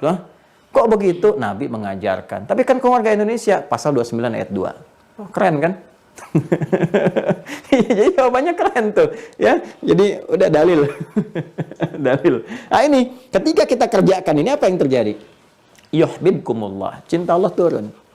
Jadi ada cinta Allah yang diberikan. Kan? Pertama bisa lahir lewat perilaku. Nih. Mengikuti petunjuk-petunjuk Nabi. Berperilaku, bersikap, berpedoman, dan sebagainya. Ya kan? Nah, sekarang kalau sudah cinta kan manggilnya juga beda. Ya, cinta Allah diturunkan, panggilan kita kan beda. Ya, ada yang lebih, ada ekspresi dari nilai cinta itu yang melahirkan panggilan tertentu. Terus sekarang kita ingin katakan, ya Allah, sudah hadir di rasa cinta yang mendalam dariku kepadamu. Dibuktikan. Wah, dengan dari bangun, ibadahnya juga sebelum dipanggil udah siap-siap kan. Dari ibadah harta juga orang baru zakat, itu pun belum dipikirin. Ya, kita sudah masuk kepada infak, udah macam-macam. Belum wajib zakat, sudah mau infak, sudah mau sedekah. Belum datang Ramadan, udah mau puasa gitu kan. Itu kan ekspresi kita dalam mewujudkan cinta kan kepada Allah. Ya. Lalu setelah itu kita bertanya, ya Allah, ini manggil engkau apa ini kan? Ya, dengan ekspresi itu semua. Maka Allah turunkan nama-nama yang terbaik, yang melahirkan cinta-cinta di dalamnya dan kasih yang mendalam itu. Ya, makanya saya sudah tadi katakan kalau cinta sudah diberikan, maka anugerah tanpa batas itu ya dilimpahkan kepada kita. Limpahan anugerah tanpa batas yang mencakup segala aspek bagian dari kehidupan kita disebut rahmat namanya. Rahmah. Rahmah. Rahmat. Diserap ke dalam bahasa Indonesia menjadi rahmat. Ya, dan kita merasakan tidak ada yang paling tinggi nilainya berupa pemberian yang berlimpah, yang tak ternilai kita jadikan sebagai rahmat. Manfaatnya disebut dengan berkah. Bahkan kita pun sebagai warga negara, bangsa, para pendahulu kita, para pejuang pahlawan nasional kita, ya, bahkan penyusun konstitusi dan sebagainya, itu mengakui. Jadi anugerah terbesar yang merajut ke Indonesia, negara kesatuan Republik Indonesia itu, yaitu rahmat dan berkah. Maka kita di preambul Undang-Undang Dasar 1945 itu kita mengatakan atas berkat rahmat Allah yang Maha Kuasa. Tuh, coba baca lagi tuh. Atas berkat rahmat Allah yang Maha Kuasa. Dan dengan didorongkan oleh keinginan luhur. Keinginan luhur dari dulu pengen merdeka, tapi belum dapat-dapat. Rahmat Allah yang tanpa batas yang memberikan itu kepada kita. Nah, apakah untuk mendapat rahmat itu tiba-tiba begitu saja? Tidak. Coba lihat bagaimana perjuangan itu dihadirkan. Kalimat-kalimat yang muncul. Bukankah sering mendapatkan Allahu Akbar, Allahu Akbar. 10 November kan saksi yang sangat luar biasa. Bagaimana di Surabaya, Malang sekitarannya teriakan-teriakan takbir, pidato-pidato yang berkobar dari Bung Tomo sekitarannya. Pejuang-pejuang, bagaimana Jenderal Sudirman berjuang bergerilya, yang lainnya juga. Bagaimana para kiai dan sebagainya. Itu apa yang dihadirkan? Rahmat. Untuk mendapat rahmat. Demi rahmat itu keluar darah, keringat, air mata. yang kemudian disimbolkan dengan menyulam bendera itu merah darah, kain kafan dan sebagainya. Itu gambaran hal yang penting harus kita jiwai gitu ya. Mohon maaf pagi ini kita luas ya jangkauannya gitu ya. Karena sinyal yang luas itu tangkapannya tinggi. Kalau kita tangkap dengan tinggi maka ekspresinya pun akan lebih mendalam gitu. Ya. Nah ini teman-teman sekalian, kalau sudah cinta itu hadir, rahmat itu turun. Ya, makanya disatukan di kitab ini nama-nama Allah asmaul muta'alliqatun bisifatail hubbi war rahmah. Nah, sekarang kalau sudah cinta diturunkan, rahmat dilimpahkan, maka panggilan-panggilannya pun diturunkan oleh Allah nih. Cara cepat kalau kita pakai pemahaman terbalik, kalau kamu ingin minta kepada Allah, yang sekaligus permintaan itu menghadirkan cinta dan rahmat Allah sekaligus, mintanya pakai ini namanya nih, 1, 2, 3, 4 dan sebagainya. Ya. Jadi kalau sudah ada ini, ada cinta datang, rahmat diturunkan, udah nggak ada batas di situ. Bukan cuma masalah rizki, masalah pemaafan, kan? Masalah-masalah terkait materi, kedudukan, anugerah macam-macam, termasuk ampunan. Kalau udah ada rahmat, itu rahmat tuh kalau udah turun, itu sudah mengalahkan semua sifat ampunan yang lain. Ya, sifat Allah kan dalam mengampuni dosa itu kan ada turunan-turunan, tahapan-tahapan, ya kan? Orang misalnya berbuat salah nih, salah secara umum turunkan al-afu. Al-afu. Loh. Ini sifat Allah yang memaafkan orang yang salah. Salah itu disebut dengan khata, berbuat salah akhta, ya kan? Saya salah akhta'tu. Kita salah akhta'na. Ya? Kita mohon kepada Allah, Rabbana la tu'akhidna in nasina au akhta'na. Al-Baqarah 286. Ketika kita minta sifatnya untuk mengampuni, kita katakan apa? Fa'fu anna. Ya? Fa'fu anna. Ini al-afu. Ya. Tapi kalau melahirkan kemudian dengan itu, detil, jadi detil nih. Tadi kan masih umum tuh. Jadi detil nih, ada dosa nih. Mulai ada dosa. Ya, tadi bangun subuh, ya, misalnya adzan subuh 4:02 gitu kan. Kita harus siap-siap. Ya, jam 2:04 kita bangun, bagus. Gitu kan? Tapi kalau kita sudah mulai bangun misalnya, jam 5:04, ya kan? Nah, sebenarnya sudah salah, tapi belum tentu berdosa. Kenapa? Kalau nggak disengaja misalnya kan. Ada kan orang yang tahajudnya dari bangun jam 2:04, tahajud luar biasa, sempurna, nangis, ya, bersimpuh di atas sajadah sampai bangun jam 5:04 gitu kan. Padahal subuhnya jam 4:02 gitu kan. Ya, jadi yang sunnah dikejar luar biasa, begitu masuk yang fardu nggak siap-siap, alarm lupa dipasang, ya. Nah, dan lupa itu kan saya katakan kemarin nasia, saya lupa nasitu, kita lupa nasina, Rabbana la tu'akhidna in nasina au akhtana, ya kan? Tetap salah karena nggak pada tempatnya. Cuma kesalahannya kan sudah termaafkan karena nggak ada unsur kesengajaan. Sifat afu Allah datang lebih cepat sebelum kita meminta. Tapi kalau ada unsur kesengajaan, nonton bola misalnya kan, malamnya terus sengaja sampai begadang, sampai kemudian terlewatkan, sampai ketiduran, bangun jam 6 misalnya kan, nah itu salah melahirkan dosa. Dosa yang mengiringi kesalahan, satu titik zambun namanya. Zambun. Zal, nun, ba, gini. Zambun. Nah, Allah pun maha sayang kepada kita. Maha sayang, kamu lahir itu bersih, jangan pulang kotor. Jangan bawa setitik noda pun. Ya, kamu pulang itu mesti membawa satu kebeningan dari kebersihan yang telah aku berikan. Suci, bersih, bawa amal yang bagus. Kan? Maka Allah turunkan sifat selanjutnya dari al-afu jadi ghafir. Ghafir. Untuk mengampuni ini, menghilangkan, menghapus ini. Bahkan turun surah Al-Ghafir, surah ke-40 kan. Coba lihat ayat 3-nya. Ya, surah Al-Mu'min, surah Ghafir, ayat 3. Ghafir dipasangkan dengan dzambun. Ghafiridz dzambi wa qabilit taubi. Ya? Hilang tuh. Naik lagi, sudah terlambat ngajak orang lain terlambat misalnya. Yo nonton aja dulu salat nomor 2. Nomor 1-nya kita lihat dulu ini nih gitu kan. Nah, ini nih bulu tangkis nih pasti menang ya. Ternyata menangis deh, kalah gitu kan. Ah, ini bola menang, ternyata menangis, kalah gitu kan. Udah kalah, terlambat, sama-sama ngajak, naik dari dzambun jadi dzunub. Gini, dzunubun. Baik, maka Allah turunkan lagi sifat yang selanjutnya dari afu, ghafir. Terus yang ketiga namanya ghaffar. Ghaffar. Ya, ghaffar. Lihat surat Nuh ayat yang ke-10. Faqultu astaghfiru rabbakum innahu kana ghaffara. Artinya ada akumulasi dosa tuh di umat Nabi Nuh sampai dinaikkan levelnya ke ghaffar, level nomor 3. Bukan al-afu, bukan ghafir tapi ghaffar. Ya kan? Naik lagi tuh ada zalimnya juga. Sudah terlambat, ngajak orang lain terlambat, mencela orang lain yang di awal waktu. Tenang aja itu orang solehnya kecepatan aja tuh. Solehnya kecepatan aja tuh. Padahal biasa aja gitu. Nah, itu udah kalimat-kalimat yang seakan-akan lugu. Padahal di dalamnya mengandung sesuatu yang penting untuk dikaji kembali gitu ya. Nah, jadi Dia mencela orang lain, ada zalimnya tuh, maka dzunubun ma'adz zulmi. Ya, seperti orang lain menyoal yang ke masjid, menyoal orang soleh kan di Al-Baqarah ayat 114 kan? Wa man masajidallahi ayyudhkara fiha wa man azlamu mimman mana'a masajidallahi ayyudhkara fiha. Ya, wasa'a fi kharabiha. Siapa orang paling zalim? Sudah berdosa, zalim juga. Ya, yang menghambat orang lain untuk beribadah di masjid, memakmurkan dan sebagainya dengan sengaja, bukan karena ada ilat atau sebab-sebab tertentu yang dibenarkan oleh syariat. Ada zalimnya. Dzunubun ma'adz zulmi, ada sifat yang keempat namanya ghafur. Ghafur.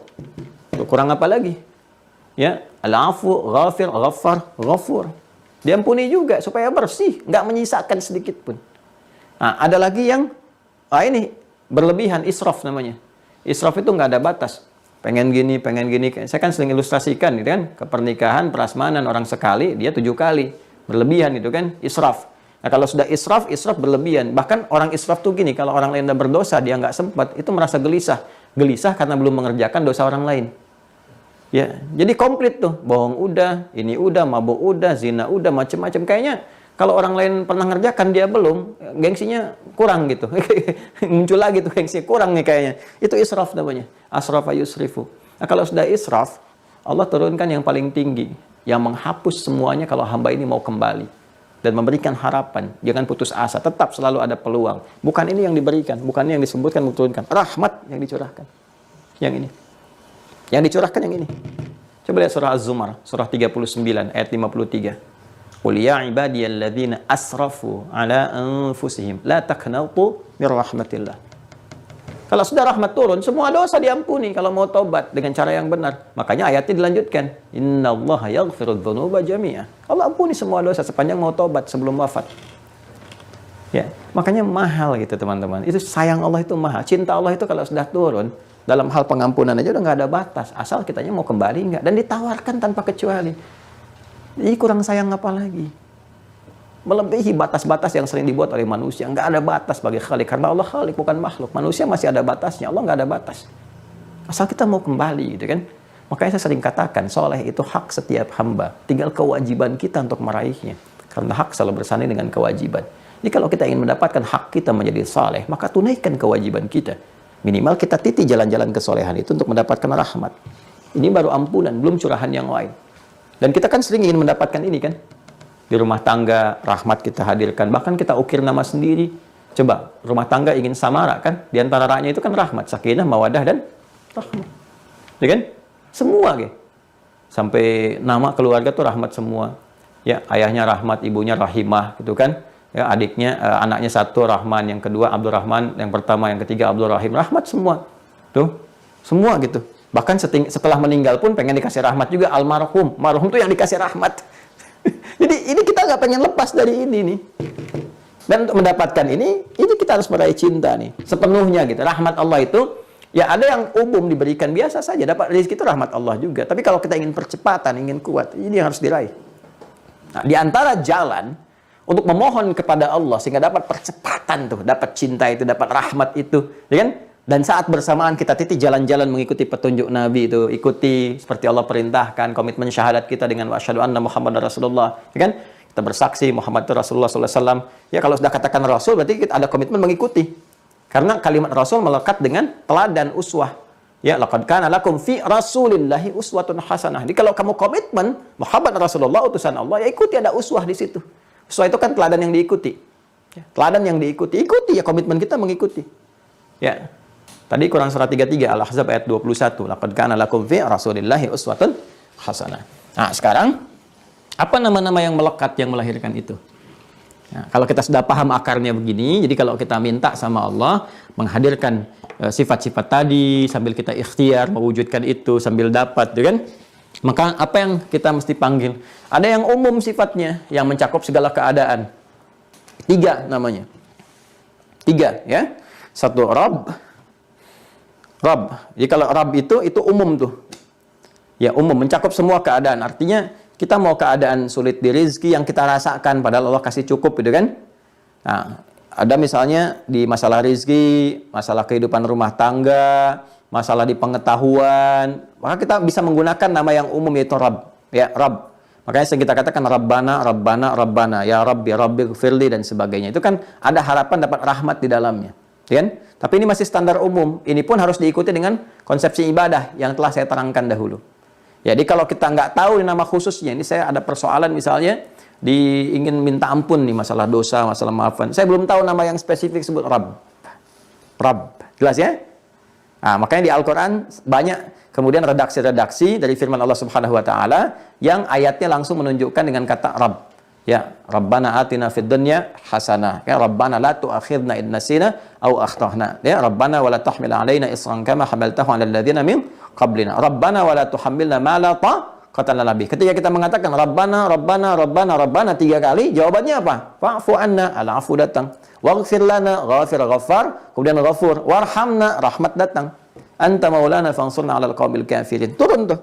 Jadi kita bisa memanggil nama Allah untuk mendatangkannya dengan Rabb. Tapi harus dibuktikan karena sifat rububiyah itu terikat dengan komitmen. Ya, yang di Al-A'raf ayat 172 yang pernah kita bahas. Wa idz akhadha rabbuka min bani adam min zuhurihim dzurriyyatahum wa asyhadahum ala anfusihim alastu bi rabbikum. Kita katakan qalu bala syahidna. Ketika bersyahadat, komitmen syahadat itu adalah iman. Iman komitmennya lewat amal. Maka kalau ingin mendapatkan manfaat dari sifat rububiyah itu dengan memanggil Rabb, imbangi dengan amalan kita. Ya, kuatkan ikhtiar kita untuk beribadah, kuatkan, maka nama ini akan efektif. Tapi umum sifatnya dalam setiap keadaan. Jadi kalau lagi bingung apa? Rabb. Ya. Atau kita panggil Rahman. Rahman spesifik, rahmat yang kita mintakan tanpa batas. Rahman. Rahman. Makanya Allah juga menegaskan kepada kita panggil Allah ya dengan nama Rahman kalau ingin mendapatkan limpahan rahmat. Dalam suasana kita nggak tahu nih mana yang dipanggil, namanya panggil umum, Rahman. Ya Rabb, ya Rahman, ya kan mau kita satukan. Boleh. Ya itu ada di Quran surah ke-17 Al-Isra ayat 110. Quran surah 17 Al-Isra ayat 110. Qulid Allah, ya, sebut panggil bersimpuh, panggil nama Allah, awid ar-Rahman. Ya kan? Atau panggil Ar-Rahman yang rahmatnya meliputi segala hal. Jadi kalau kita berharap mohon rahmat Allah, kita bisa mohon Allahumma ya Rahman, ya Rahman, ya Rahman. Ya kan? Ya, termasuk kita menginginkan percepatan dalam menghafal Quran, boleh. Ya, boleh, karena Allah tuh maha mengajarkan, memberikan pengajaran. Dan kalimat pengajaran pada nilai Al-Quran, ya pada percepatan hafalan Quran, itu dilekatkan dengan kata Rahman. Coba lihat di Quran surah 55, Ar-Rahman. Ya, Ar-Rahman. Lanjutannya, Allamal Quran. Gitu. Sifat Rahman Allah inilah yang mempercepat Nabi Muhammad SAW mendapatkan rahmat Allah, cepat menerima pengajaran Al-Quran, tanamkan dalam jiwanya. Itu yang dimaksud di Quran surah 75 Al-Qiyamah ayat 16 sampai dengan 18. La tuharrik bihi lisanaka lita'jala bih. Inna 'alaina jam'ahu wa Qur'ana. Fa idza qara'nahu fattabi' Qur'ana. Jangan terlalu cepat engkau menggerakkan lisanmu, lidahmu untuk mendapatkan hafalan itu. Ini fitrah. Orang menghafal Quran kadang-kadang pengen cepat-cepat. Ya. Terus cepat dibacakan cepat. Alif lam mim dzalikal kitabul la raiba fihi hudal lil muttaqin. Alif lam mim. Kan begitu kan? Ya kan? Tapi nanti ada orang-orang tertentu yang dibacakan sekali cepat tertanam dalam jiwanya. Ada, dapat rahmat Allah di situ. Dapat rahmatnya. Bagaimana mendapatkan rahmat itu? Ya titiannya ibadah tadi. Ibadah. Makanya Nabi kan orang paling taat, paling luar biasa. Taqarrub dia kepada Allah tinggi, rahmat datang. Jadi ketika kita panggil pun dengan ya Rahman, Allah maha tahu apa yang diinginkan ini. Oh ini percepatan pengetahuan yang dia minta. Oh ini rezeki yang dia minta. Oh dia taubat dan sebagainya. Jelas ya? Nah, atau kita panggil Rahim misalnya, lebih spesifik lagi. Kalau Rahman itu cakupannya luas, kalau Rahim lebih spesifik, lebih mendalam. Ya, karena itu rahmat Allah yang memberikan semua kenyamanan dalam kehidupan dunia, bahkan hukum umum pun yang mengalir dari rahmatnya di dunia. Seperti rizki yang diperoleh dengan pekerjaan, itu kan rahmat Allah juga. Orang bekerja ikhtiar dikasih rahmat Allah berupa rizki. Mencakup bahkan non-muslim sekalipun yang belum beriman, dapat dengan rahmannya Allah. Dan rahman itu rahmatnya diberikan supaya dia punya bekal cari hidayah. Itu cara memahaminya tuh. Keadilan Allah tuh ada di situ. Ya. Jadi begitu dapat anugerah, bekal dibawa pulang. Ketika pulang dapat rahmat Allah, diberikan kemudian rahmat itu dalam konteks kehidupan akhirat. Pemberian spesifik yang dalam. Ya, saat di akhirat diberikan itu disebut rahim namanya. Rahim. Makanya surga itu dari rahimnya Allah. Ya. Tapi kita ingin mendapatkan perhatian spesifik yang dalam ini saat di dunia, dalam konteks kehidupan dunia. Ya, saya ingin Allah memperhatikan saya lebih dalam, membimbing saya lebih dalam, lebih jauh, memberikan curahan rahmat lebih dalam. Kita panggil Allahumma ya Rahim. Ya. Atau kalau mau keduanya ya Rahman ya Rahim. Ya, dan pasti manusia itu pengen dua-duanya tuh kan. Selalu begitu. Saya kalau mengecek itu selalu nggak pernah pengen pilih salah satu, selalu pengen dua-duanya. Itu sifat dasar manusia itu. Ya, coba deh pilih ya, pilih nih. Kaya tapi gelisah atau miskin tapi tenang. Tuh, kaya dan tenang. Hampir nggak ada yang mengatakan miskin tapi tenang. Hampir nggak ada. Ya, hampir nggak ada gitu kan. Ada nggak pilihan yang lain Ustaz? Pasti yang ketiga, kaya dan tenang. Karena itulah Allah hadirkan. Ya sudah, dua-duanya nggak apa-apa, Rahman dan Rahim. Maka dari itu ketika Anda ingin dapatkan, Allah sudah keluarkan, turunkan. 114 kali setiap buka Al-Quran itu ada di dalamnya. Ya, kecuali Al-Bara'ah. Bismillahirrahmanirrahim. Ini kan? Bismillahirrahmanirrahim. Membuka setiap surah dalam Al-Quran, kecuali Al-Bara'ah. Tapi jumlahnya tetap 114. Karena di surat An-Naml pun disebutkan, innahu min Sulaimana wa innahu bismillahirrahmanirrahim. Ya kan? Dan apa rumusannya di hadis Nabi? Kullu amrin dhibalin la yubda'u fihi bi bismillahirrahmanirrahim fahuwa abtar au aqta'. Tuh, kalau pengen dapat Rahman dan Rahimnya Allah, minum dapat Rahman Rahimnya Allah. Kalau sudah Rahman dan Rahim, minumannya bermanfaat. Rahman memberikan tenaga, beraktivitas enak. Minum sedikit tapi Masya Allah kuat. Bicara kuat, aktivitas kuat. Makan dikit, Bismillahirrahmanirrahim, kuat. Jadi energi positif, bagus. Dibawa ke ibadah, kuat. Ya, dibawa sa'i, kuat. Kan ada orang jualan lari macam-macam, tapi begitu tawaf apa capek, begitu sa'i capek, gitu kan? Gitu kan? Nah, dia dapat Rahman, bagus, beraktivitas ekspresi yang positif dalam konteks kehidupan dunia. Rahimnya menjadikan, rahim Allah menjadikan ke aktivitas kita mendekat, lebih baik, lebih mulia, lebih kuat dan sebagainya. Nah, Bismillahirrahmanirrahim. Kata Nabi SAW, kalau ingin kamu dapatkan keberkahan, dituliskan pahala. Pahala urusan akhirat, rahmat Allah dengan sifat rahimnya diberikan. Dengan Rahman Allah menjadikan ini sebagai kekuatan, keberkahan. Jadi ketika kita katakan Bismillah, dengan namamu ya Allah, aku mengerjakan, aku minum ini dengan namamu, aku tujukan ya Allah untuk ibadah kepadamu. Ya, membangun kedekatan denganmu, supaya dapat perhatian darimu. Ya, ketika kita katakan demikian, kata Allah, baik Rahman. Aku berikan rahmatku dalam minuman itu. Aku berikan kekuatan, supaya engkau beraktivitas dengan baik, terjaga. Ya kan? Aku berikan rahmatku Rahim, dituliskan pahala. Begitu kita mengatakan Bismillahirrahmanirrahim, minum 10 kebaikan. Punya bekal akhirat, punya kebaikan dunia. Tutup setelah selesai, Alhamdulillah Rabbil Alamin. Terima kasih ya Allah atas semua pemberian itu, kebaikan itu. Itu Anda ucapkan demikian. Ini sudah tersambung ya, terhubung para ulama kita mengatakan tersambung riwayatnya gitu kan. Itu nggak ada celah bagi setan sedikit pun untuk mendapati bagian dari itu. Jadi nggak bisa, itu jadi kekuatan tameng kita. Provokasi setan nggak ada kalau rahmat Allah mengalir lewat minuman itu. Nggak bisa dibawa tenaga itu ke aspek maksiat. Nggak ada kesempatan digunakan untuk melihat yang haram, mendengar yang haram, mengerjakan yang haram, nggak ada. Terjaga kita. Itu rahmat Allah turun di situ. Paham ya? Jadi ada Rabb, ada Rahman, ada Rahim. Nah, kalau kita ingin spesifik sesuai dengan keadaan-keadaan kita, ya kita ingin panggil nama Allah yang melahirkan cinta nih. Ya, melahirkan rahmat di situ. Selain yang 3 ini, yang masih umum kita panggilkan, yang lain juga panggil, saya pengen spesifik sesuai dengan kebutuhan saya. Boleh Anda sertakan nanti Allahumma ya Rabb ya Rahman ya Rahim, sebutkan nama lain lagi, kan? Yang sesuai dengan keadaan kita saat memanggilnya. Apa itu? Yang tadi kita baca. Ada Ar-Rauf, ya kan? Ada Al-Wadud, ada Al-Latif, ada Al-Halim, ada Al-Afu, ada Al-Syakur, Al-Mu'min, Al-Bar, Rafi'ud Darajat, Al-Razzaq, Al-Wahhab, kemudian Al-Wasi'. Kita sering minta tapi tempatnya sama nggak, sesuai nggak dengan keadaannya. Baik ya.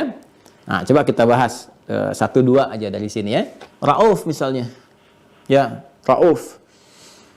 Kita bisa temukan kata Rauf diantaranya di Quran surah ketiga Al-Imran.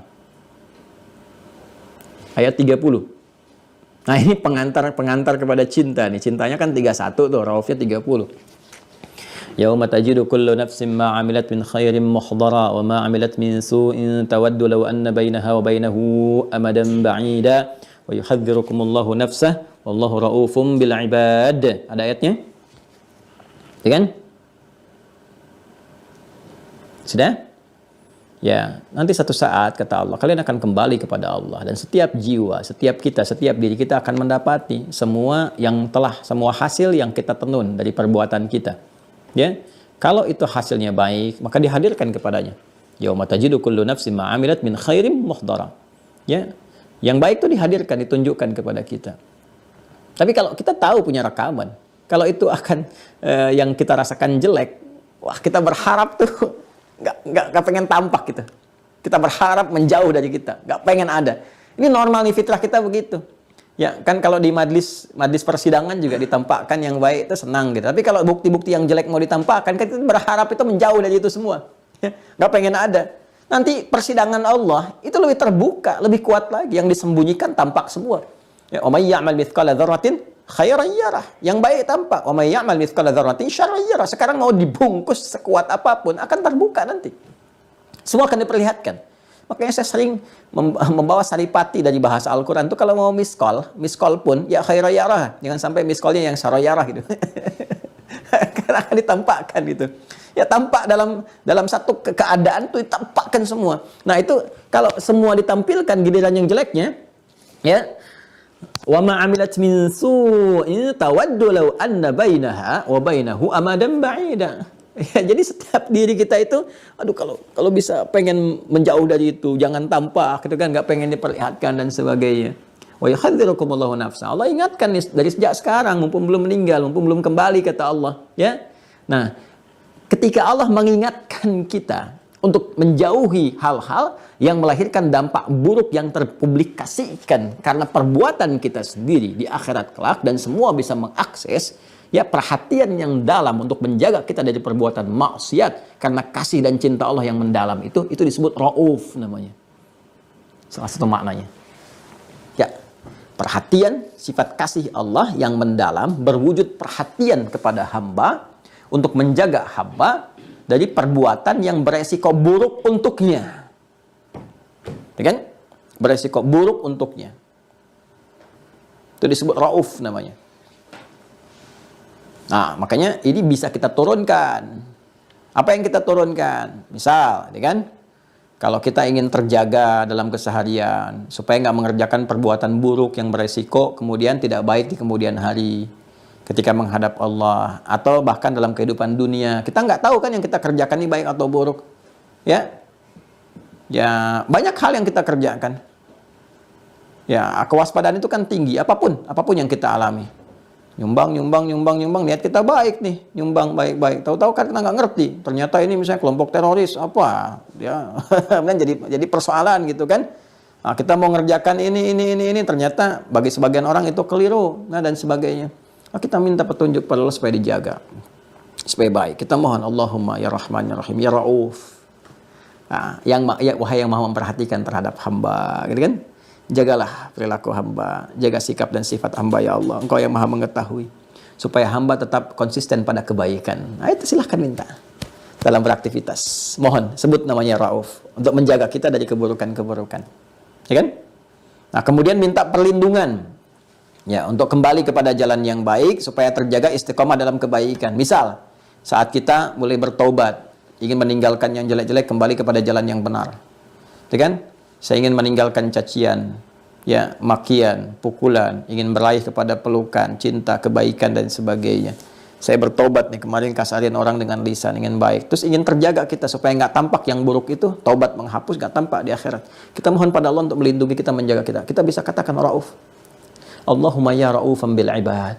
Ya Allah, yang maha penyayang, yang maha cinta kepada hambanya. Yang dengan cinta itu memberikan perhatian tanpa batas. Maka hamba memiliki karakter yang terbatas, ya Allah. Dengan keterbatasan ini hamba berbuat salah. Hamba mengakui banyak salahnya, banyak zalimnya. Mata hamba banyak maksiatnya, lisan hamba banyak salahnya, pendengaran hamba banyak kelirunya. Hamba mengakui, ya Allah. Namun cintamu terhadap hamba dan perhatianmu, ya Allah, tanpa batas dan dalam kepada hambamu. Maka hamba mohon dengan sifat Raufmu, dengan Rahmanmu, dengan Rahimmu. Ampun dosa hamba, ya Allah. Jaga hamba supaya bersikap baik, hayatan thayyibah, dan wafat dalam keadaan husnul khatimah. Pakai namanya Rauf. Jelas ya? Ya, kalau ada namanya Abdur Rauf, nah itu mesti menjaga diri dari perbuatan-perbuatan yang maksiat yang beresiko. Jangan sampai Abdur Rauf korupsi, ya. Abdur Rauf bikin hoax, nggak begitu. Ya. Nah, Abdur Rauf itu hamba yang terjaga, yang selalu mengantisipasi kegiatan-kegiatan itu supaya semua menjauh dari hal-hal yang menjauhkan dirinya dari Allah. Jadi membangun kedekatan. Raufum bil ibad, kuat perhatiannya, dengan kuat itu menjaga. Ya, jelas ya? Nah, jadi silahkan gunakan nama Rauf ini untuk memanggil Allah, memohon cintanya, rahmatnya, kasihnya yang terkait dengan perhatian dan pengawasan mendalam pada hal-hal yang beresiko dalam kehidupan. Maaf. Alhamdulillah. Yarhamukumullah. Baik. Allah yahdikumullah. Jadi satu kali dosen saya bersin. Kita katakan muridnya, ya rahmukallah ya Syekh. Ya, semoga Allah rahmati Anda. Dan Anda rahmat karena kan kotoran keluar macam-macam. Ya kan biasanya dijawab yahdikumullah kan. Nah, cuma dosen kita itu pintar, nggak mau kebagian langsung, dia pengen spesial juga untuk dirinya. Yahdini awalan tsumma antum. Yarhamukumullah kata kita, beliau katakan yahdini awalan tsumma antum. Kan kita mengatakan yahdikumullah, semoga Allah berikan hidayah kepada kalian semua. Tapi beliau menjawabnya, semoga Allah berikan hidayah untuk saya duluan baru kalian semua.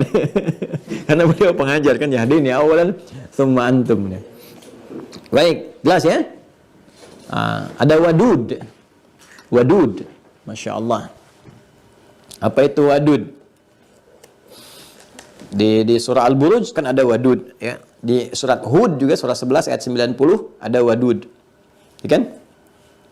Inna rabbi rahimu wadud. Ya kan? Wahuwal ghafurul wadud. Ada di surah Al-Buruj itu. Wahuwal ghafurul wadud. Ya kan? Kemudian di surah Hud ayat 90 ketika kita diminta istighfar kemudian bertobat, tsumma tubu ilaihi inna rabbi ya rahimu wadud, ya kan? Baik. Wadud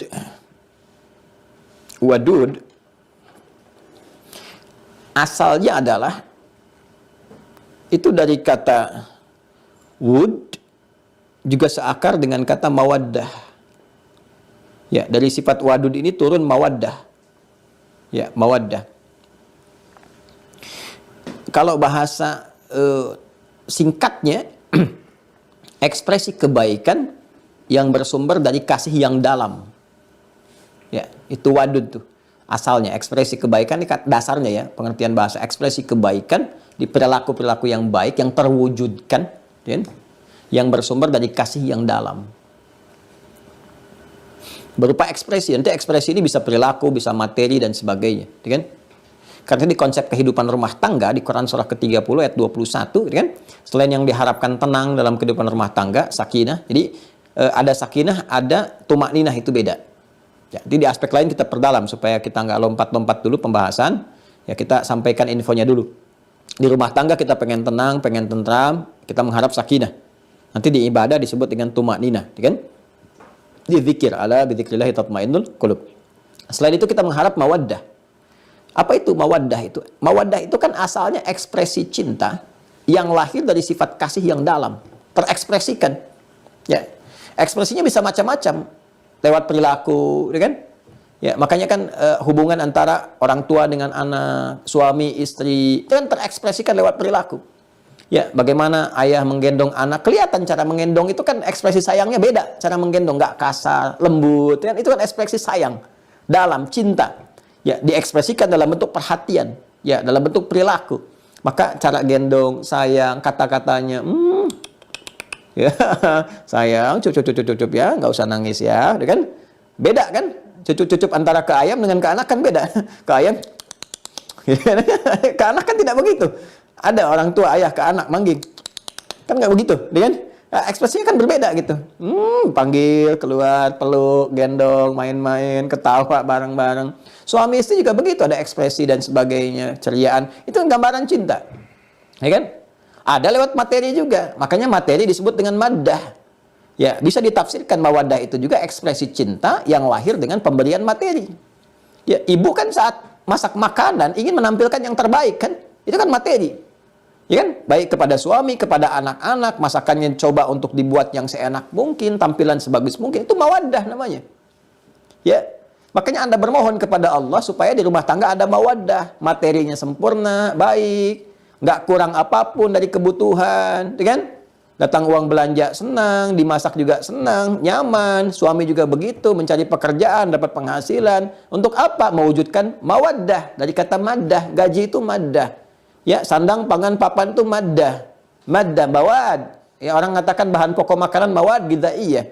Ya, bahan pokoknya, ingredientnya nih. Apa nih? Mawad gidzaiyah.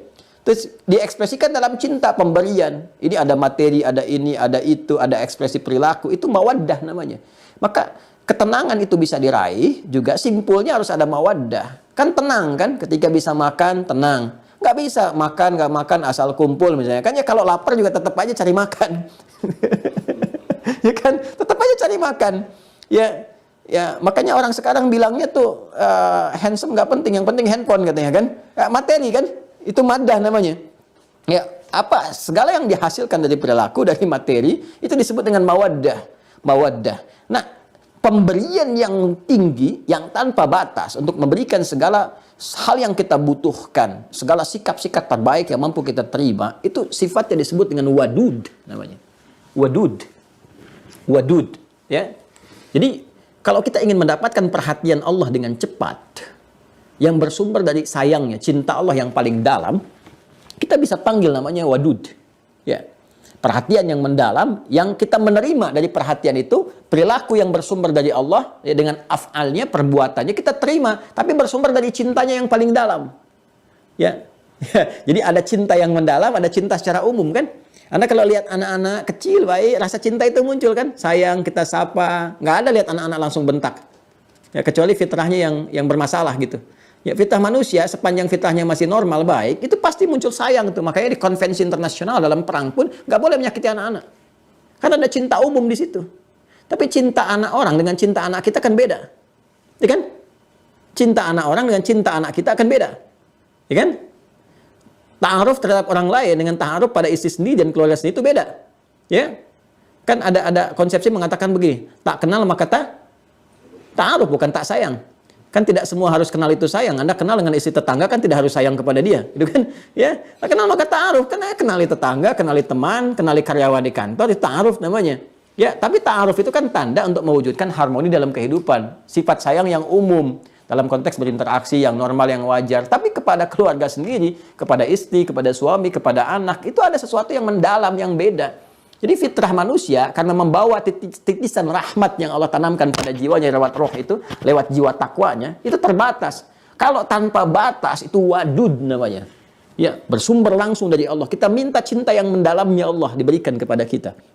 Ya, lewat segala perilaku perbuatan yang bersumber dengan sifat af'ali Allah kepada kita. Misal, ketika kita salah nih.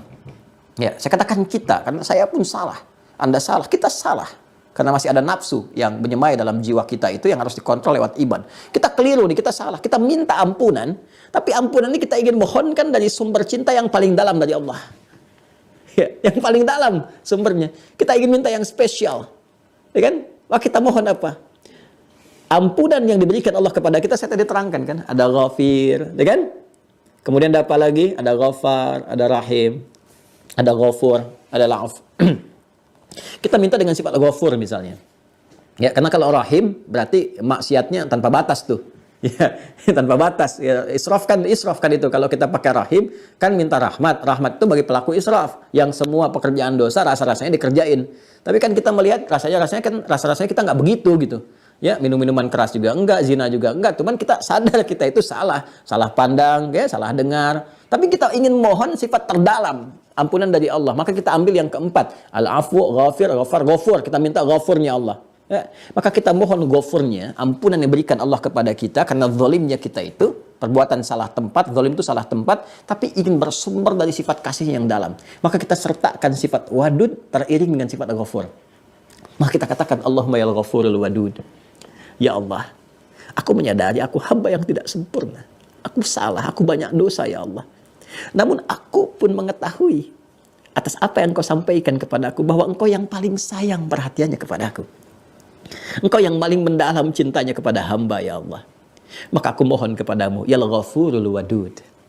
Duhai yang memiliki cinta dan perhatian yang mendalam, aku mohon dengan kedalaman cintamu, Engkau ampuni dosa-dosaku. Engkau sayangi aku. Kalau yang paling perhatian kepada aku, paling dalam ampunannya tidak mengampuniku, lantas kepada siapa lagi aku mesti bersimpuh dan mohon ampunan? Maka kita katakan ya Ghafurul Wadud. Maka Allah pun menjawab di surah Al-Buruj ayat 22 itu, wa huwal ghafurul wadud. Dzul arsyil majid, fa'alul lima yurid. Kan? Ya, ini Allah yang punya perhatian mendalam. Aku akan ampuni tanpa batas dari perhatianku yang paling dalam, dari cintaku yang paling dalam. Dia yang punya arsy yang paling agung, yang paling nyata. Ya, dan dia akan berkehendak seperti apa yang dia inginkan. Duhai Allah yang berkehendak seperti apa yang kau inginkan. Aku mohon cintamu yang dalam untuk mengampuni dosaku. Ya Ghafurul Wadud. Ya. Saya tuh kalau bermohon, mencoba menyempuh dengan segala kelembutan dan sifat kasih Allah yang dalam, kita suka minta dengan namanya. Duhai Allah, Engkau yang telah menegaskan dalam firman-Mu, Engkau Al-Ghafurul Wadud, yang Maha Pengampun tanpa batas, memberi cinta yang terdalam. Maka aku memohon dengan apa yang telah Engkau tetapkan itu, cinta-Mu yang tanpa batas, ampunan-Mu yang luas. Ya, hamba merasa hamba banyak dosa, tapi hamba meyakini rahmat-Mu mencakup segala hal dan wadud-Mu bersumber dengan cinta yang dalam tanpa batas. Itu ketika kita sampaikan, ada ketenangan dalam jiwa. Begitu tenang itu tanda pertama bahwa apa yang kita sampaikan itu ya menghadirkan sebuah rahmat tertentu yang memberikan kenyamanan pada jiwa. Itu tanda-tanda awal taubat kita ada sinyal diterima, tinggal dibuktikan lewat perbuatan kita setelah itu. Ya, nah, makanya konsepsi wadud sering dilekatkan dengan satu istighfar, kemudian taubat. Di surah Hud itu ayat 90, ya, itu kan kalimatnya istighfar, minta, kemudian istighfar kepada Allah Subhanahu wa taala, kemudian taubat, ya, tubu ilaihi. Setelah itu apa? Inna rabbi rahimu wadud.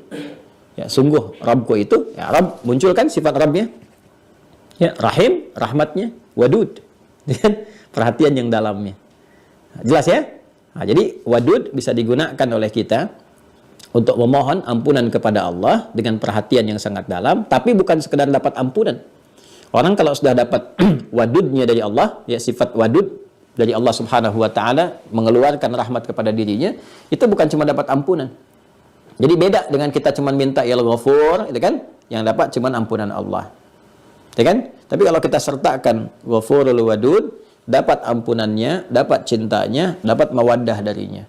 Apa yang dimaksud mawaddah? Nanti kita akan dimudahkan oleh Allah, ya, dengan tobat, tiba-tiba diganti nanti yang hilang-hilang tuh, yang haram-haram hilang, yang halal pada datang, ya kan?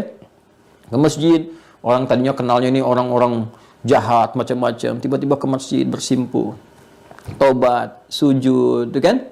Bantu bersihin karpet, orang melihat. Terus Allah tanamkan rasa cinta kepada setiap orang yang melihat itu dengan sifat wadudnya, dengan rahmatnya. Inna rabbi rahimu wadud, kan? Rahmatnya ditanamkan, itu nggak harus langsung pada diri kita, pada orang-orang sekitar. Tiba-tiba orang datang, yang tadinya ke kita nggak mau mandang, sekarang bahkan berkata lembut, ngasih arahan, tiba-tiba mempersilahkan, dikasih ngajak makan, jamuan, besok ngasih pekerjaan macam-macam, diganti yang haram dengan yang halal. Itulah wadud. Itulah wadud. Jelas ya? Nah, maka kalau ada orang yang diberi nama misalnya Abdul Wadud, nah, itu harus terjaga dari perbuatan maksiat. Harus menggunakan harta yang Allah titipkan itu dengan cara yang benar. Jangan sampai salah. Ya, jangan sampai salah tindakan. Ya, perempuan juga begitu. Ya. Ada Aminah Wadud. Ya. Nah, itu jangan salah kelola juga. Ya, kalau hukum Allah tetap gunakan, jangan kreatif kalau sudah sesuatu diatur, sudah ada aturannya, jangan terlalu inovatif sehingga merubah apa yang telah ada, bahkan bertentangan dengan nama sendiri. Ya. Demikian ya, teman-teman sekalian, yang lain-lainnya silakan didalami ya, PR. Nanti saya beri PR kepada para peserta, Senin nanti saya tanya apa artinya Al-Latif, gitu kan? Apa artinya Al-Halim? Kenapa Nabi Ismail alaihissalam itu disebut gulamun halim, ya kan? Tapi Nabi Ishak gulamun alim, ya. Nabi Ishak itu di Quran disebut gulamun alim, anak yang cerdas. Tapi Nabi Ismail gulamun halim, cerdas dan perasa, ya. Nah, kemudian nanti al-afu sudah saya sampaikan, asyakur.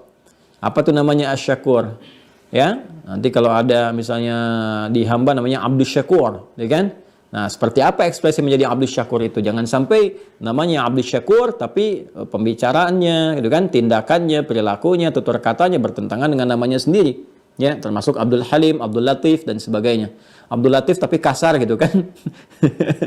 Bapak kan Abdul Latif, ayah kan Abdul Latif, kenapa kasar? Yang Latif kan Allah, tapi kan papa hambanya gitu ya. Nah, nanti dibalik itu jangan dengan kata-kata, dengan doa, di keheningan malam kita mohon. Allahumma ya Latif, ya Latif, yang maha lembut dan melembutkan. Engkau berikan nama kelembutan bahkan kepada suamiku dengan nama yang indah Abdul Latif. Ya Allah, dengan segala kekuatanmu, dengan segala keagunganmu, dengan segala kelembutanmu, mohon tanamkan sifat-sifat terbaik dari nama yang tersemai itu ke dalam jiwa suamiku. Anugerahkan kelembutan kepadanya, kebaikan pada dirinya. Lalu setelah itu akan dibimbing. Biasanya bimbingannya sih nggak langsung kepada orangnya, tapi kepada diri kita dulu diberikan jalan. Dikuatkan dulu kitanya. Jadi begitu di sananya misalnya cemberut, kita senyum. Begitu di sananya kasar, kita lembut. Nah, itu sikap-sikap itu nanti akan melembutkan. Tanpa sadar itu bagian dari doa kita. Jadi ada skema jawaban dari doa itu nggak langsung kepada objek yang kita doakan. Tapi nanti diberikan oleh Allah kepada kita dengan hikmah tertentu. Dari sikap kita yang menjadi katalis kebaikan itu muncul. Ya, muncul di objek yang kita doakan itu. Jadi ternyata pembawaannya dari sikap kita. Apa hikmahnya? Ternyata untuk memberikan limpahan pahala kepada kita. Pahalanya banyak dikumpulkan. Kalau langsung diberikan pada dia kan cukup pada doa pahalanya. Tapi kalau diberikan kepada kita untuk bersikap dan dengan itu jadi memberikan asar, dampak kepada jiwanya dan dengan itu dia berubah, maka pahala mengalir banyak untuk kita. Ya, itu ya kadang-kadang jawabannya demikian gitu ya.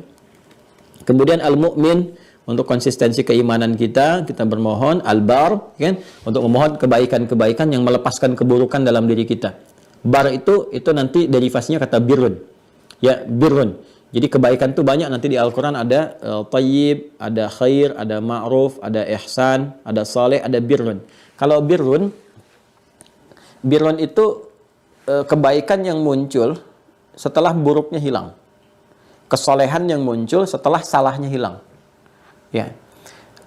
Kalau melekat kepada diri kita, kebaikan itu, kita ini sudah mengoreksi diri jadi baik kan. Terus yang salah-salahnya hilang. Misalnya lisan yang kasar jadi lembut, ya kasarnya hilang, lembutnya muncul. Kemudian juga mohon maaf ya, pendengaran misalnya biasa dengar yang kurang baik, sekarang mendengar yang baik, jeleknya hilang. Nah, kebaikan yang muncul setelah buruknya hilang, kesolehan yang tiba setelah salahnya itu ditanggalkan, itu birrun namanya. Kalau melekat kepada pemiliknya, maka berubah nama menjadi mabrur. Mabrur. Ya, Bapak Ibu teman-teman kalau pulang haji, itu kan sering kita mendengar kalimat Nabi yang disematkan kepada haji itu. Haji apa namanya? Haji mabrur ya. Ya kan? Pernah dengar istilah itu ya, haji mabrur? Apa artinya haji mabrur? Bukan diterima. Kalau diterima, makbul namanya. Haji makbul, haji yang diterima. Mabrur itu lebih daripada diterima. Tanda diterimanya seseorang haji itu adalah membawa sifat birrun. Ya, apa haji mabrur adalah haji yang dapat menghasilkan kualitas orang haji itu berubah menjadi pribadi yang lebih baik. Jadi ditanggalkan kesalahannya saat dia bertobat, ya wukuf di padang Arafah, menanggalkan dengan jamarat, dia ke Muzdalifah bawa batu-batu sebagai simbol tuh ya. Kemudian dia lempari itu sumber-sumber kesalahan dalam dirinya, faktor internal itu kan, kemudian eksternal terdekat, terjauh, dikoreksi, dimuna. Dia berkontemplasi, merenungkan, menghilangkan yang jelek-jelek yang salah. Pulang jadi soleh. Makanya ketika pulang, orang haji itu kalau berhasil kelihatan lebih lembut, lebih bercahaya. Ya kan, auranya beda, perilakunya itu indah, baik gitu kan. Dari situ terlihat. Nah, perubahan-perubahan itu menunjukkan ada sifat kebaikan tertanam dalam dirinya. Sifat kebaikan yang merubah kejelekan itu disebut birrun. Tertanam disebut mabrur. Kalau dipertahankan sampai meninggal baik seperti itu, pahalanya surga. Al-hajjul mabrur laisa lahul jazaa illal jannah. Ya kan? Nah, sifat Allah yang berkenan memberikan kebaikan pada seorang hamba sehingga merubah hamba itu tiba-tiba berubah ya 180 derajat. Kan pernah nggak Anda lihat ya orang yang tadinya kok kelihatan jahat jadi baiknya luar biasa. Ya, baiknya luar biasa gitu. Ya, pernah kan kita lihat ya sosok seseorang itu dia kan kemarin tuh kelihatannya pemabuk gini kok sekarang jadi ahli masjid. Ya. Kemarin dia senangnya tuh nonton bola, favoritnya Real Madrid. Sekarang berubah jadi Real Masjid. Wah, luar biasa tuh. Dari kebiasaannya, macam-macamnya. Jadi nata-nata sendal di masjid, macam-macam itu kan. Nah, itu kita nggak tahu kok bisa demikian. Mendapat satu petunjuk, berubah gini ya, dan sebagainya. Masya Allah. Ya, itu sifat Allah yang berkenan ya dengan kuasanya. Merubah seorang hamba. Membimbing, mentransformasikan dia jadi pribadi yang mulia. Soleh dengan menghilangkan kesalahannya, itu namanya al-bar. Al-bar. Ya kan? Nah, makanya para orang tua itu kan berharap anak-anak itu ya tumbuh menjadi pribadi yang baik, jauh dari kesalahan. Kalaupun ada salah segera ditutup dengan yang baik kan? Ya, masih ingat kalau kita belajar akhlak? Ya, kebaikan kepada orang tua itu namanya apa? Birrul walidain. Masih ingat kan? Birrul walidain. Kenapa pakai birrun di situ? Karena kita sadar namanya anak-anak ya tumbuh pasti ada kesalahan, kan sifat dasar manusia itu salah. Tapi kita menginginkan sebagai orang tua, begitu anak itu salah, belajar, cepat hilang salah, dapat baik lagi. Salah hilang, baik lagi. Salah hilang, baik lagi. Salah hilang, soleh lagi. Ya, walaupun Anda beri nama anaknya soleh laki-laki, anak kedua perempuan solihah, tetap akan mengalami fase salah. Karena lingkungan akan memberikan pengaruh. Karena itu kita berharap Allah menjaga dia. Supaya apa? Kalaupun ada potensi salah ditutup dengan yang soleh. Sehingga terjaga. Baik terus, baik. Sehingga apa yang terjadi? Pancaran kesolehannya pun diwujudkan dalam bakti kepada orang tua. Maka ada birrul walidain. Turunan pembahasannya di akhlak. Maka kita bisa memohon kepada Allah. Allahumma yal bar. Allahumma ya Rabb, ya Rahman, ya Rahim, yal bar. Ya Allah yang maha baik. Yang mampu menanggalkan kesalahan menjadi kesolehan. Ya, mohon anugerahkan kepada aku anak-anak yang saleh. Anak-anak yang dengan kesolehannya mampu membahagiakan kedua orang tuanya, ya Allah. Engkau yang titipkan dia kepadaku, ya Allah, untuk aku kandung, aku lahirkan, aku berikan perhatian. Engkau yang titipkan kepadaku, ya Allah, untuk aku berikan kasih sayang. Engkau yang titipkan nafkah kepadaku untuk diberikan kepadanya. Kami telah jalani semuanya, ya Allah. Namun hanya Engkau yang maha baik, yang mampu menanggalkan semua kesalahan yang tak nampak bagi kami, ya Arhamar Rahimin. Maka Allahumma kami berharap, kami bermohon bersimpuh kepadamu, ya Rahman, ya Rahim, ya Al-Bar, yang maha memiliki kasih sayang yang mendalam, cakupan rahmat yang luas, yang mampu menanggalkan segala kesalahan dan menggantinya dengan kesolehan. Mohon anugerahkan kepada kami anak-anak yang saleh, anak-anak yang baik, yang mampu mewarisi salah keluarga dengan titian kemuliaan yang meraih ridha-Mu saat kami kembali kepadamu. Kumpulkan kami dengan kebaikan, kemuliaan yang Kau tetapkan dengan sifat-sifat agung-Mu. Kalau hamba bermohon kepada yang maha bisa merubah dengan segala kebaikan, dengan sifat barnya yang mampu menitipkan, memberikan, menanamkan kemuliaan dalam jiwa setiap hamba, belum mampu juga, ya Allah, kami mendapatinya, lantas tunjukkan kepada kami dengan cara apa lagi kami mesti memohon. Wah, itu kalau dipanjatkan tengah malam setelah tahajud tuh enak gitu. Minimal hati kita itu tenang. Habis itu lihat ya anak-anak. Saya kalau datang itu jangan duga, Anda duga saya pulang jam 8, 9. Tidak, kadang-kadang kita pulang tengah malam, jam 12, jam 1, jam 2 pulang. Kadang tertidur di kantor, menjelang subuh kita sempatkan pulang. Itu kalau saya pulang, lihat keluarga sudah tidur semua, saya tetap satu-satu itu. Istri saya, anak saya, semua kita lihat. Pegang satu-satu palanya, itu kan kita doakan sama Allah. Kita mohon ampun. Ya, pertama kita koreksi diri dulu, ya Allah, itu kan. Aku berdakwah, mengajak gini kan, aku mohon ampun. Kalau dengan semua apa yang aku kerjakan belum mampu memberikan perhatian kepada keluarga. Kita lihat. Minta. Jadi itu apa ya? Ada melahirkan ketenangan tersendiri. Jadi ketika kita tidur tuh enak gitu. Pasrah, minta. Allah pasti, ya Allah. Ya, Engkau berikan kepada aku jalan untuk berdakwah dengan sedikit perhatian untuk keluarga. Tapi aku yakin dengan sifat baik Engkau pasti akan mengganti semua ini. Kau berikan jalan-jalan kebaikan untuk keluarga. Aku lihat anak satu-satu. Itu kalau kita biasakan mau bangun tidur tuh ya, kita atau mau tidur kita lihat, terlambat datang kita lihat, terus kita minta, kita mohon, kita bersimpuh, itu pasti Allah ganti tuh. Ya pasti Allah berikan gitu, jalan-jalan kemuliaan kebaikan itu. Ya itulah diantara yang bisa kita harapkan, dan sampai sejauh ini alhamdulillah gitu teman-teman sekalian. Jadi setiap menatap itu yang kita lihat baiknya aja. Kita mengerti bahwa nggak ada yang sempurna. Ya bahkan kalau ada kondisi-kondisi misalnya, ya taruhlah anak-anak berbuat salah dan sebagainya, tapi Allah masih tanamkan kepada diri kita itu untuk merespon dengan baik. Ya rasa-rasanya kok, aduh, gimana nih mau marah sama anak, kita aja banyak salah kok. Masa anak saya belum dihisab, belum ada dosa yang dihitung oleh Allah, terus kita yang pendosa mau marah sama anak yang belum dihisab, rasanya malu gitu. Ya, rasanya malu. Nah ini kita bisa mohonkan. Kadang-kadang kita ada keinginan Allah kasih jalan itu kan. Nah, namun demikian kita nggak baca jalan itu. Ya kita nggak buka kuncinya. Jadi saya kira nama-nama ini kita bisa hadirkan, kita praktekkan dalam kehidupan, kita minta, tapi dengan segenap ketulusan jiwa kita. Ya, kalau ingin Anda menggetarkan aras, maka Anda harus mampu menggetarkan hati dulu. Ya, jiwa Anda dulu getarkan dengan bahasa-bahasa yang khusyuk, kalimat-kalimat yang baik. Rasakan, pelajari ilmunya, dalami, baru Anda minta. Getarannya kuat gitu ya, mengguncang aras itu dengan sangat cepat.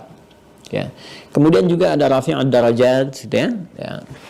Nah ini terkait dengan rasa cinta yang Allah titipkan dengan mengangkat derajat-derajat hamba.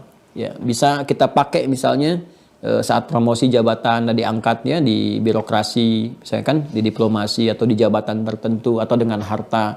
Nah ini minta doa ini sertakan setiap waktu nih, dalam setelah sholat, berangkat kerja, supaya terjaga kedudukan Anda dipakai pada yang baik, jangan sampai menyeleweng, menyimpang. Ya, berbuat sesuatu yang menyimpang. Ya Rafi'an darajat, ya Allah yang maha mengangkat derajat setiap hamba, Engkau yang menitipkan amalan ini kepada hamba, kan? Nah, jadi kalau Anda mintakan dengan kalimat itu, Anda minta dinaikkan jabatan pun terjaga oleh Allah. Kan ada orang minta promosi dengan nyogok, kan? Lobby-lobby sana sini dengan cara yang tidak tepat. Anda lobby Allah aja, nanti Allah gerakkan setiap hamba itu untuk memberikan jalan kepada Anda dengan cara yang baik, dengan cara yang benar. Gak usah keluarkan uang dengan cara yang haram, gak usah nyogok-nyogok, gak usah menjilat sana sini, gitu kan? Nah, cukup Anda melobi Allah dengan kalimat yang benar, mohon, tahajud, minta. Kan tahajud itu memberikan kedudukan tertinggi yang terbaik. Maqaman mahmuda. Asa ayyab'atsaka rabbuka maqaman mahmuda. Itu kan di Quran surah 17 kan? Ayat 79 sampai 81 itu.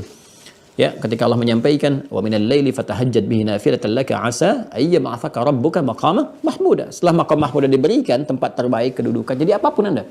Di birokrasi misalnya, jadi yang tertingginya, ya, atau misalnya di jabatan tertentu punya kebijakan, mohon ya rafi'an darajat, ya Allah yang mengangkat derajat pada seorang hamba dan sebagainya. Minta bimbingan, mohon berikan aku ya Allah supaya amanah ini aku gunakan sebaik-baiknya, tidak menyimpang dari kedudukan. Ya Allah, aku takut ketika Engkau berikan titipan kedudukan kepada aku, ketika dihisab aku tak mampu mempertanggungjawabkannya. Mohon bimbing hamba ya Allah. Engkau angkat aku, Engkau berikan kepercayaan, Engkau berikan amanah kepada aku, Engkau pula yang memiliki bimbingannya. Maka mohon berikan bimbingan itu kepada aku, sehingga dengan itu semua aku jalani titipan dengan baik, sesuai dengan apa yang telah Engkau kehendaki. Minta. Bisa dengan harta. Jadi kalau harta sudah diberikan, jangan dipakai pamer. Karena harta itu dititipkan untuk mengangkat derajat Anda di sisi Allah. Kalau mengangkat derajat manusia gampang. Sama manusia itu, maaf ya, dengan kerja keras saja kok dapat ya. Jadi kaya itu syaratnya bukan iman. Ya, kaya itu syaratnya ya kerja keras, dapatlah kekayaan itu. Iman itu memberikan berkah kepada kekayaan. Sehingga berkah itu memberikan dampak kehidupan yang baik di dunia, kemuliaan di akhirat untuk mendapatkan surga Allah. Itu bedanya. Ya, jadi kalau Anda diangkat derajatnya oleh Allah dengan harta benda, dapat dari mana-mana, ya, ekspresi syukurnya itu dengan cara apa? Ekspresinya dengan gunakan harta itu sesuai dengan peruntukan yang telah Allah tetapkan. Mudah kok bagi Allah memindahkan harta itu ke tempat lain, ke orang lain, atau menghancurkan dalam semalam, selesai. Gampang kok, dia udah banyak contohnya. Nah, cuma dikasih kesempatan panjang pada Anda sampai saat ini bukan ingin menunjukkan kesombongan, tapi supaya Anda menyadari itu anugerah bagi Anda, ya, untuk selalu Anda mendekat kepada Allah. Ya, boleh jadi yang lain sudah banyak dengan tenaga, ada yang bisa adzan ke masjid. Anda dikasih Ferrari aja nggak bisa adzan. Orang nggak butuh Ferrari untuk adzan di masjid, dia datang ke masjid bisa adzan. Anda diberi Ferrari aja kan mungkin untuk nyaingin tuh dia tiap hari adzan 5 waktu. Ya kan? Anda dikasih Ferrari, Lamborghini, adzan aja belum bisa, ke masjid belum mampu. Hanya sekedar pegang mic untuk adzan aja Anda nggak mampu. Makanya dikasih oleh Allah lewat amalan lain supaya Anda beramal lewat situ. Rafi'an darajat. Ya kan? Nah, jadi membacanya itu selalu dengan hikmah gitu. Jadi kita itu tidak menganggap kecil yang lain. Jangan merasa ini harta tinggi jadi tinggi. Enggak begitu juga. Sisi Allah belum tentu. Si fulan mungkin lebih hebat. Ya, Bilal kalau mau kaya gampang. Bahkan sepeninggal Nabi ditawar jadi hakim agung, nggak diambil. Karena merasa apa? Merasa sudah ditinggikan oleh Allah. Rafi'an darajat itu dengan adzan itu sudah merasa tinggi. Ya, itu Bilal tuh adzan, Allahu Akbar, tuntas adzan, Nabi komennya di like oleh sahabat, di share ke kita. Apa kata Nabi? Kata Nabi, saya mendengar suara terumpahnya Bilal di surga. Dengan adzannya itu, terdengar suara terumpah. Bilal yimpulkan, kalau dengan adzan masuk surga, ngapain saya kerja seperti Utsman? Seperti Abdurrahman bin Auf. Maksudnya apa? Ya kerja, tetap kerja, sekedar untuk butuh hidup aja. Atau saya sudah dapat dari lisan Nabi, alhamdulillah dengan adzan. Jadi beliau tekuni, itu fikih marbot tuh. Bangga Anda. Dengan adzan tuh bangga, rezeki Allah cukup kan? Nggak ada orang hidup di masjid kekurangan rezeki. Alhamdulillah itu dapat. Kecuali orang yang selalu merasa kurang, nggak pernah cukup, ya selalu begitu. Jadi saya ingin katakan teman-teman sekalian, rafi'an darajat itu bisa dengan iman, bisa dengan ilmu. Ya, di Al-Mujadalah ayat 11 itu kan, yarfa'illahu alladhina amanu minkum walladhina utul ilma darajat. Nanti iman itu kan jadi standar, dibawa ke kedudukan dengan iman semakin meningkat derajatnya, bukan semakin turun. Ya, jadi walaupun jabatan Anda misalnya nomor 2, nomor 3, tapi ketika ada iman, kesannya lebih mendalam. Begitu purna pun, itu apresiasinya tinggi gitu. Masih diingat, masih dikenang, macam-macam dibicarakan di dunia, di akhirat diangkat, luar biasa. Maka, kalau udah dapat titipan itu dengan iman, atau dengan ilmu, dengan macam-macam, sebut namanya rafi'an darajat. Ya rafi'an darajat. Biasanya, kalau sudah rafi'an darajat, pakai wasi al-karami. Ya rafi'an darajat, wasi al-karami. Ya, maksudnya apa? Ya Allah, sekalipun kau telah angkat ya Allah derajatku, alhamdulillah aku bersyukur padamu, maka luaskan kemuliaannya. Karami itu kan kemuliaan. Yang dengan pangkat ini jadi mulia, dengan harta ini jadi mulia, dengan ilmu ini jadi mulia dan sebagainya. Ya. Selanjutnya Ar-Razzaq, Al-Wahhab, Al-Wasi saya sudah terangkan, tinggal kita amalkan. Jelas ya? Nah, untuk hari ini Masya Allah rencananya 5 ya, rencana kita indah, tapi takdir Allah lebih indah gitu. Kita berhenti di 3. Kita harapkan besok kita bisa sempurnakan. Tapi karena saya sudah beri pengantar yang cukup dalam dan luas hari ini, jadi esok saya tidak perlu jelaskan lagi pada apa yang telah saya uraikan. Jadi nanti besok langsung saya terangkan ke intinya.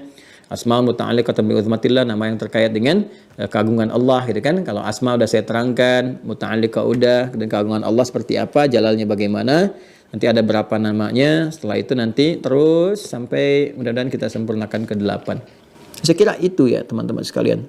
Demikian teman-teman sekalian, terima kasih atas perhatiannya hari ini. Mohon maaf kalau ada hal yang kurang berkenan, mohon dikoreksi kalau ada nampak diketahui sesuatu yang salah, sehingga dengan itu bisa cepat diperbaiki dan kita tetap dalam keadaan bimbingan yang baik dan mudah-mudahan diridhai oleh Allah Subhanahu wa taala.